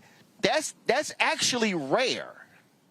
I'm so happy to hear you notice that, Roland, because everything I do in relationship to this organization is intentional, and has been from the very beginning. This is also intentional. As I said, I'm quite serious about, and if we haven't learned anything the last 5 years, we should have learned about the importance of Black institutions. And LDF is an institution. And as much as I love it, it is not mine. It doesn't belong to me. And I have never tried to create a vanity project out of my leadership of LDF. And the job of leaders, it's difficult. It's leading on the substantive work. It's leading your staff. It's having vision and voice. But it's also stewarding an institution. And when you're stewarding an institution created by Thurgood Marshall, it's no joke. I take it very, very seriously. And so, yes, I was told very early on by a business leader that, you know, succession and transition and thinking that through is part of leadership. And I've taken it very seriously. I think you've had Janae Nelson on your show, our Associate Director Counsel, my deputy. I have tried to give her as much of a platform as possible. She is brilliant. She is also started out at LDF about 10 years after I did, but as a voting rights attorney. She's also a former law professor. We have a lot in common. She is, but she will bring her own touch. The staff feels held because they know that they have a sense of continuity. She's been with me for 8 of the 10 years that I'll have been at LDF as leader. And so you hold the organization and you keep the organization strong. And that's how, for me, I know that I've been a successful leader. Not just that the staff is 5 times the size it was when I started.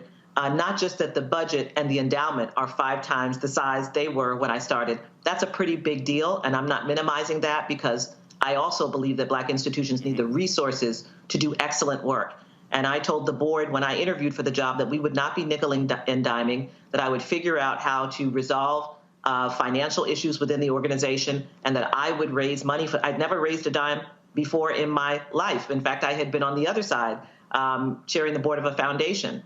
But I believe in LDF so much. I know how to describe what is necessary to deal with racial inequality. I know the threat that white supremacy poses, not just to Black people, but to our entire democracy. And I felt sure that I could convince people that LDF was the right organization to invest in. And I know somebody who's watching or listening, and they're like, okay, Roland, why are you making a big deal out of this? Because you said something that is key, and that is, and I've said this for years as somebody who has run 3 Black newspapers, and one of them, the historic Chicago Defender. And I look at Robert Abbott, who founded the paper. He prepared his nephew to take it over when he retired. Well, when John Sinstack passed away, he left the paper in a state of flux. It was all over the place. The family members, it was drama. It was all this sort of stuff. And so what was built, just in many ways, it diminished. And when I took it over, they had made a profit in 20 years. And so I've said for a long time, great leaders are not determined on how they ran organizations during their tenure. It's also how they positioned it after their tenure. Yes, I couldn't agree with you more. And it's difficult because I love LDF. I could keep doing this work. I feel happy that people are sad that I'm leaving because that means I've been doing the work well. I'm not overly modest about my contributions to this work because I feel passionately about it. But I also know that this is an 80-year institution that I led for and will have led for 10 years. That means for 70 years, the institution managed to survive without me in leadership. And as I said, when you start with Thurgood Marshall, you have to be really serious about ensuring that the organization is strong. And LDF is so necessary at this moment in this country. I think we showed, certainly over the last 5 years, how mission critical we are to the protection of Black people and to American democracy.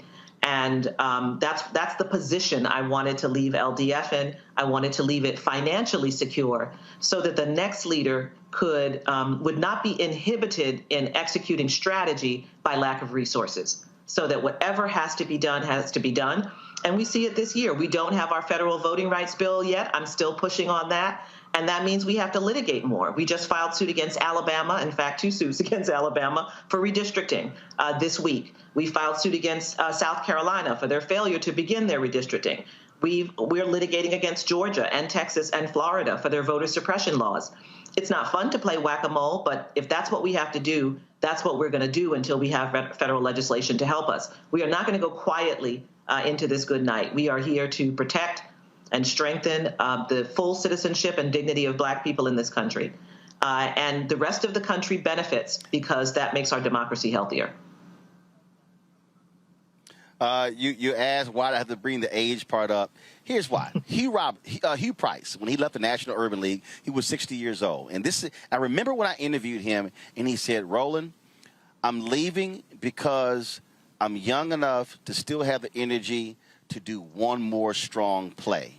That's right. The reason that always stuck with me, that always stuck with me because I think people have to think about that. The reality is, it's sort of just look. When I decided to launch this, I told my agent, "Why turn TV One down?" I said, "I'm 49. I said I'll be 50 in November. This was 3 years ago. I just turned 53, and I said if I don't do this now, I never will."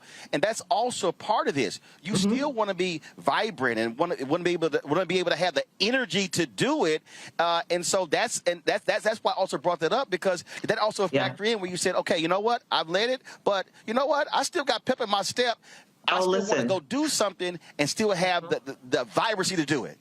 Yeah, no, that's exactly right. I prayed that I would have another chapter after leading LDF. I had no idea when I would leave, but I wanted to have another chapter. I may have 2. And especially given what we've seen in this country, I do think that, in fact, I feel like I've learned a lot about America over the last 9 years, more than I knew before. And part of the reason I'm now writing a book, and I'm really grateful to Penguin Press for believing in me to write this opus that I'll be working on, is to assemble those thoughts and to pull them together for myself, but also to share them with the country and to help set a kind of template for the next way that I am supposed to contribute to this work. I wanted to be a civil rights lawyer from the time I was a girl. I was obsessed with politics and social justice and Black people, and that's never diminished. And I'm going to continue doing that. I'm going to continue doing that work, but just in a different way. And I think that's what life is supposed to be. When I left LDF the first time, I was 30 years old, and I went off to teach. And I moved to a city I had never even visited before, except for my job interview, and that was Baltimore. And as you know, Roland, many people think I'm from Baltimore. That's how much I kind of took to working in this town and training the next generation of lawyers. You know, I've taught thousands of law students, and I started, you know, an environmental justice clinic the first year I came, and then I started one of the first clinics in the country focused on the legal rights of those returning from prison.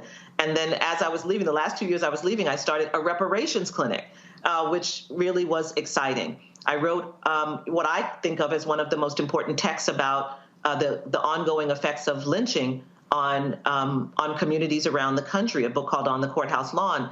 And that book later became part of an important template in the thinking of Brian Stevenson and the folks at EJI as they began to create the lynching memorial in Alabama. So that time I spent in academia strengthened me and prepared me to lead LDF. And I'm sure that the time I've spent at LDF has strengthened and prepared me for whatever is the next chapter. I've interviewed a lot of people coming out of the civil rights movement, the Black freedom movement, then also what I call the post-civil rights movement babies. And one of the things that has been very interesting, there was a period of about 15 or 20, or some say 25 years, where there were a lot of folks who said, you know what, I don't want to do civil rights work. I want to go into corporate. I want to be able to impact African Americans from that space. And then I dare say in the past decade, there's been a resurgence among young people and even Black folks who have been in corporate America who say, wait a minute, hold up. That work is even more vital. Have you seen that? Have you and in your conversations with people, what have you been saying to them why they should be considering the vital work of civil rights law as opposed to let's just go make a corporate play? Well, absolutely. I've seen it, Roland. And I think for many people in this country, many people wanted to believe that the worst of our racial problems had been solved. And people allowed themselves to be lulled by the election of a Black president and the presence of a Black attorney general and so on and so forth. And while those were important milestones, as I shared, those of us who do this work for a living knew what was beneath the surface. Now many millions more people know because Trump was an accelerant who kind of unearthed what was below the surface. But we knew it. Most of the work we do at LDF is in the South.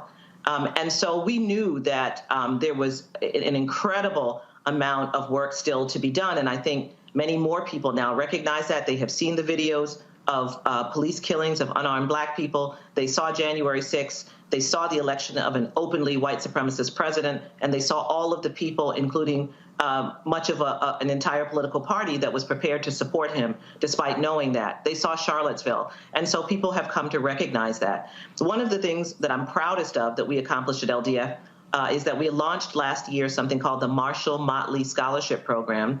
It is named for Justice Thurgood Marshall and for Judge Constance Baker Motley, who's a former LDF attorney, first Black woman federal judge, first Black woman to argue in the United States Supreme Court, who litigated successfully most of the cases desegregating Southern universities.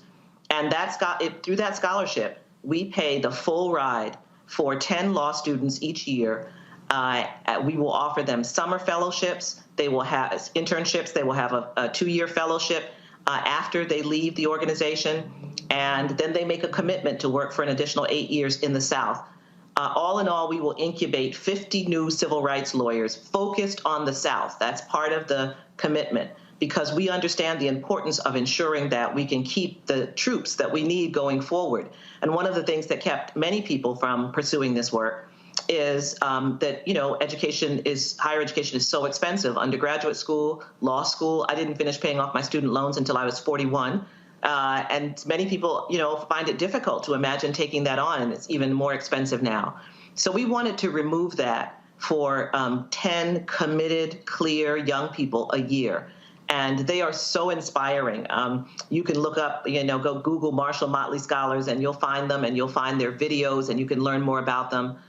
Because that's what we have to do. We have to build generations of troops. We can see now that racism is far from over in this country, and it's going to take our life's work. Now, some people don't do it for a living every day, but you can contribute the way you can. Some people who are in the corporate space contribute by working pro bono with LDF, by offering services to the organization or other civil rights organizations. Some people do it by contributing. Some people do it by volunteering. However is the way that you can contribute, by sharing good information, with your cohort of folks. Democracy requires work. And that's one of the messages I've been trying to push, Roland. This is not ever going to be fully done. You don't just have a democracy, you open up the box, you set everything up, and now it's done. It's work. And we're going to have to keep maintaining it if we want it to go forward. And so I hope people realize that now, that citizenship requires much, much more than perhaps many people thought. When you look back on coming in at the time that you did you think it would be this dangerous, the period that we're in right now? When you look at the ridiculous things that are happening with these anti-critical race theory people, flat out lying, all just the craziness has been going on, all everything like that. But then you talk about the voting laws and the massive voter suppression and how technical they have been operating, and how delicate with the algorithms and the surgical way they've been doing it. It is shocking to a lot of other people. How have you seen it, and what are you conveying to future leaders to understand the dangerous situation that we're literally in right now when it comes to our freedoms, the freedom to vote, the fighting, not only that, but criminal justice reform, things along those lines. This moment that we are in. I will not pretend that this has not been surprising and shocking, not the ongoing reality of white supremacy and racism, but the way in which any sense of shame, any sense of reticence has been removed from the willingness to fully and publicly embrace racism and white supremacy. I think that is incredibly shocking, to watch millions of Americans turn their back on what was in many ways one of the finest moments in this country, which was the civil rights movement. And I think many people believed that. I can remember being a young lawyer and running into lawyers who would so happily, sometimes they worked in corporations, and they would say, oh, I was part of Freedom Summer. It was like a badge of honor. To see so much of the country turn away from that, to see our political system turn away from norms. As we speak today, Representative Paul Gosar was censured in the House for memes that he posted in which, he seemed to fantasize about killing a fellow House member, Representative Ocasio-Cortez. That the censure happened. I'm so glad it did happen. But I saw so many people from his party stand up and support him. January 6th, frankly, by the end of the Trump administration, it didn't surprise me. But the willingness of people to lay down to President Trump, people who knew just months before how toxic he was, how dangerous he was, the willingness of many members of my own profession to aid and abet the unraveling of our democracy. Yes, this is all incredibly shocking and disturbing. But when I was a baby lawyer, I remember that a civil rights icon, and I still to this day believe it was Charles Sherrod, said at a meeting, at a conference, that racism is a shapeshifter, right? And I've always believed that, and I have believed that our job is to be able to see it in all its guises and to be able to recognize it and to recognize its danger. But recognize it will always shift. It's not going to stay in the same form. And so that's the part that should not surprise us. What should not surprise us is that it is going to shift and turn. And we have to recognize that we have to stand strong against it. Someone like Mr. Trump didn't create it, but he was an accelerant, and therefore he was quite dangerous. And so we have a lot of work to do to repair norms, to repair ethics, to recognize that we need new laws, and that perhaps we've relied too much on norms and ethics, and that we need to be a lot more direct about what is permitted and what is not permitted, and about where the gaps are in the foundation of our democracy. And not only when it comes to what Republicans and conservatives are doing, but it also has been a stark reminder that we have to remind those who are our so-called allies, Democrats, that they have to have the courage to go as hard as they can. We're literally seeing Democrats, senators out of Arizona and West Virginia and a few others, unwilling to end the filibuster to deal with voting rights. And you're watching Republicans literally gerrymander themselves into controlling the U.S. House for the next decade. And so the battle is also challenging allies, saying you cannot be quiet. No, that is absolutely right. You know, I've been in those direct meetings with Senator Manchin. This is one of the flaws in our democracy, right? That, you just identified two people and maybe three who can stand in the way of legislation that will protect the rights of 12% of the population of Black people and, more than 25, close to 30 of Latino people to be able to vote and participate in the political process. That is a structural flaw, regardless of the personalities. I've worked with a number of Democrats who are working in good faith to try to pass this voting legislation. We continue to await the willingness of a Republican to do so. Senator Murkowski was the one Republican willing to vote for debate. So we're not talking about even voting for the bill at this point. We couldn't get more than one Republican to vote to even debate the bill. So we are in serious trouble. The Voting Rights Act was never a partisan piece of legislation. As you know, it was reauthorized in 2006, 98-0 in the Senate, 396-33 in the House. That was in 2006. And in just this period of time, it has become untouchable to one political party to support ensuring that citizens of this country who are Black and brown and Asian American and Native American have a full opportunity to participate in the political process. So, yes, we have to lean in everywhere we can. I do think it's important for us to identify the people who are holding things up. It's actually not the Democrats. It's actually some people who are holding it up, and they have to be precisely. They have to be accountable for their place in history, and we have to continue to push to try and really ensure that this legislation goes forward. I'm determined in the months that I remain as President and Director Counsel of LDF to make it happen. I'm here in Brunswick, Georgia, where we are covering the case of the three white men on trial for killing Ahmaud Arbery. And, the reality is it was pressure for us to get to this point. I mean, you had DAs who were literally allowing this to go on and not have any justice whatsoever.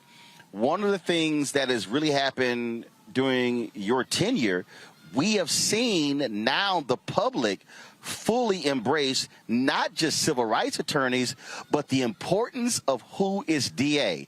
We've never seen these number of progressive district attorneys, African Americans who are being DA. People are attacking, Kamala Harris, she was a cop when she was a DA attorney general. But the district attorney is the one who sits at the nexus of mass incarceration and unjust laws. And so we can't just be civil rights lawyers. We got to have people with civil rights legal minds as DAs. I'll take it a step further. My mantra, rolling around voting rights, has been leave no power on the table. And we post that on Twitter all the time. And we post it in the context of talking about our responsibility to get serious about local offices.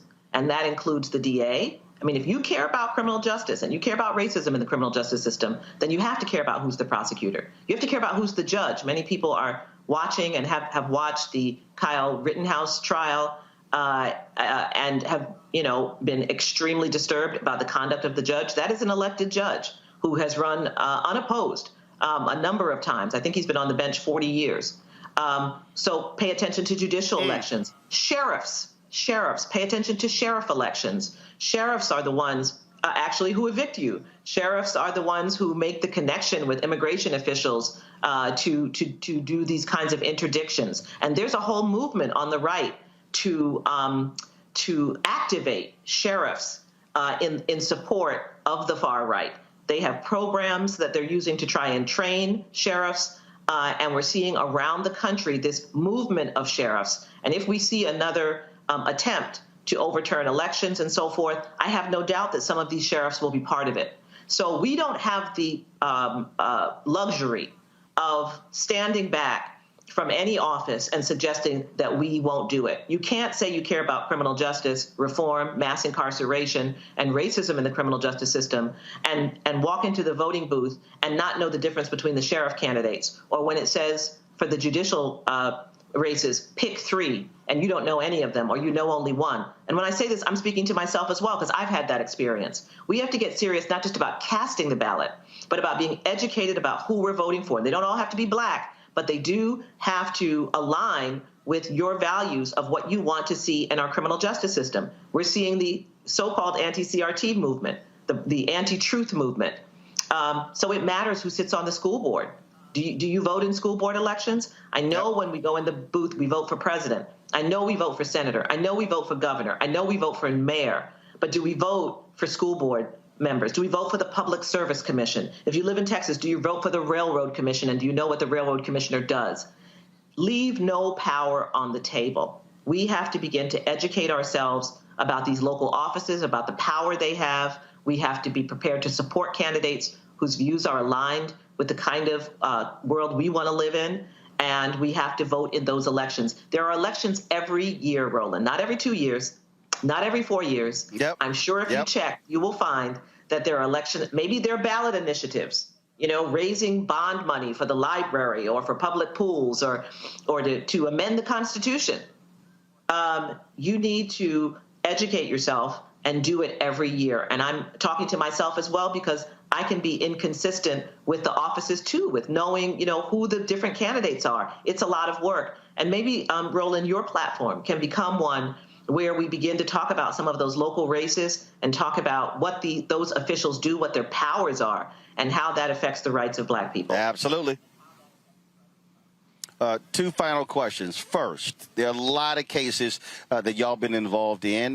You have said that you want LDF to be seen sort of as a private Department of Justice. Are there a couple that, for you, where you say, this is why I chose this work, that really stand out?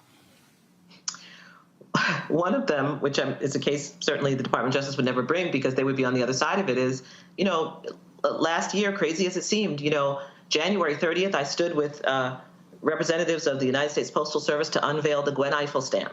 It was one of the proudest moments, for our family. But 9 months later, I became convinced we had to sue the United States Postal Service to get ballots delivered and prioritized for the 2020 election. And that's what we did. It was an unusual piece of litigation, but we believed it was essential, and we did it during COVID. And participated in those hearings. We were before Judge Sullivan. Our litigation director, Sam Spatal, was arguing and working on the case well into the night. The hearings lasted 8 o'clock in the evening. But you remember around that election when we were talking about ballots not being delivered in places like Georgia and in places like Detroit and Cleveland and other cities. That was LDF. Working with our co-counsel at Public Citizen to make sure that happened. I was very, very proud of that litigation. I'm also proud of the fact that we were unafraid and willing to sue even President Trump for his actions after the election in attempting to ensure that ballots were not counted that came from places with large Black populations and his attempt to influence the election. We sued him under Section 11B of the Voting Rights Act. We later brought claims under the Ku Klux Klan Act and included the RNC. We don't take these things lightly, but we do take very seriously that the Voting Rights Act protects not only the right of Black people to cast a ballot, but to have that vote counted and added appropriately to the tally of votes, which means all that stuff you saw about disqualifying ballots is implicated by the Voting Rights Act. I was incredibly proud of the work we did last year. And I mentioned the pandemic because we're people too. Our lawyers were also concerned about their families and their children. Many of them have young children, and they were homeschooling while they were litigating all our cases last year. Just an extraordinary staff, and it really was an incredibly proud period for me, a very strenuous and stressful one, but I was just incredibly proud. 50 years from now, 100 years from now, there's going to be a young African-American woman, a young African-American man, someone who's white, Hispanic, Asian, Native American, doesn't matter. They're going to be looking through news stories and looking at history books, and they're going to come across the NAACP Legal Defense Fund and the 21st century. They're going to come across the name of Sherrilyn Ifill. What is the one thing you want that person to understand about you in this moment, this period in which you run the organization? What's that one thing you want them to know and understand? I think it's about commitment. It's really about commitment to this work and what that looks like. And when you're committed to the work, one of the reasons that I'm quite joyful in the work, as exhausting and stressful as it is, I work all the time. There's not an hour of any day that I have not, since I took this job, that I've not thought about LDF or our work. And, you know, it's been unrelenting. That is absolutely true.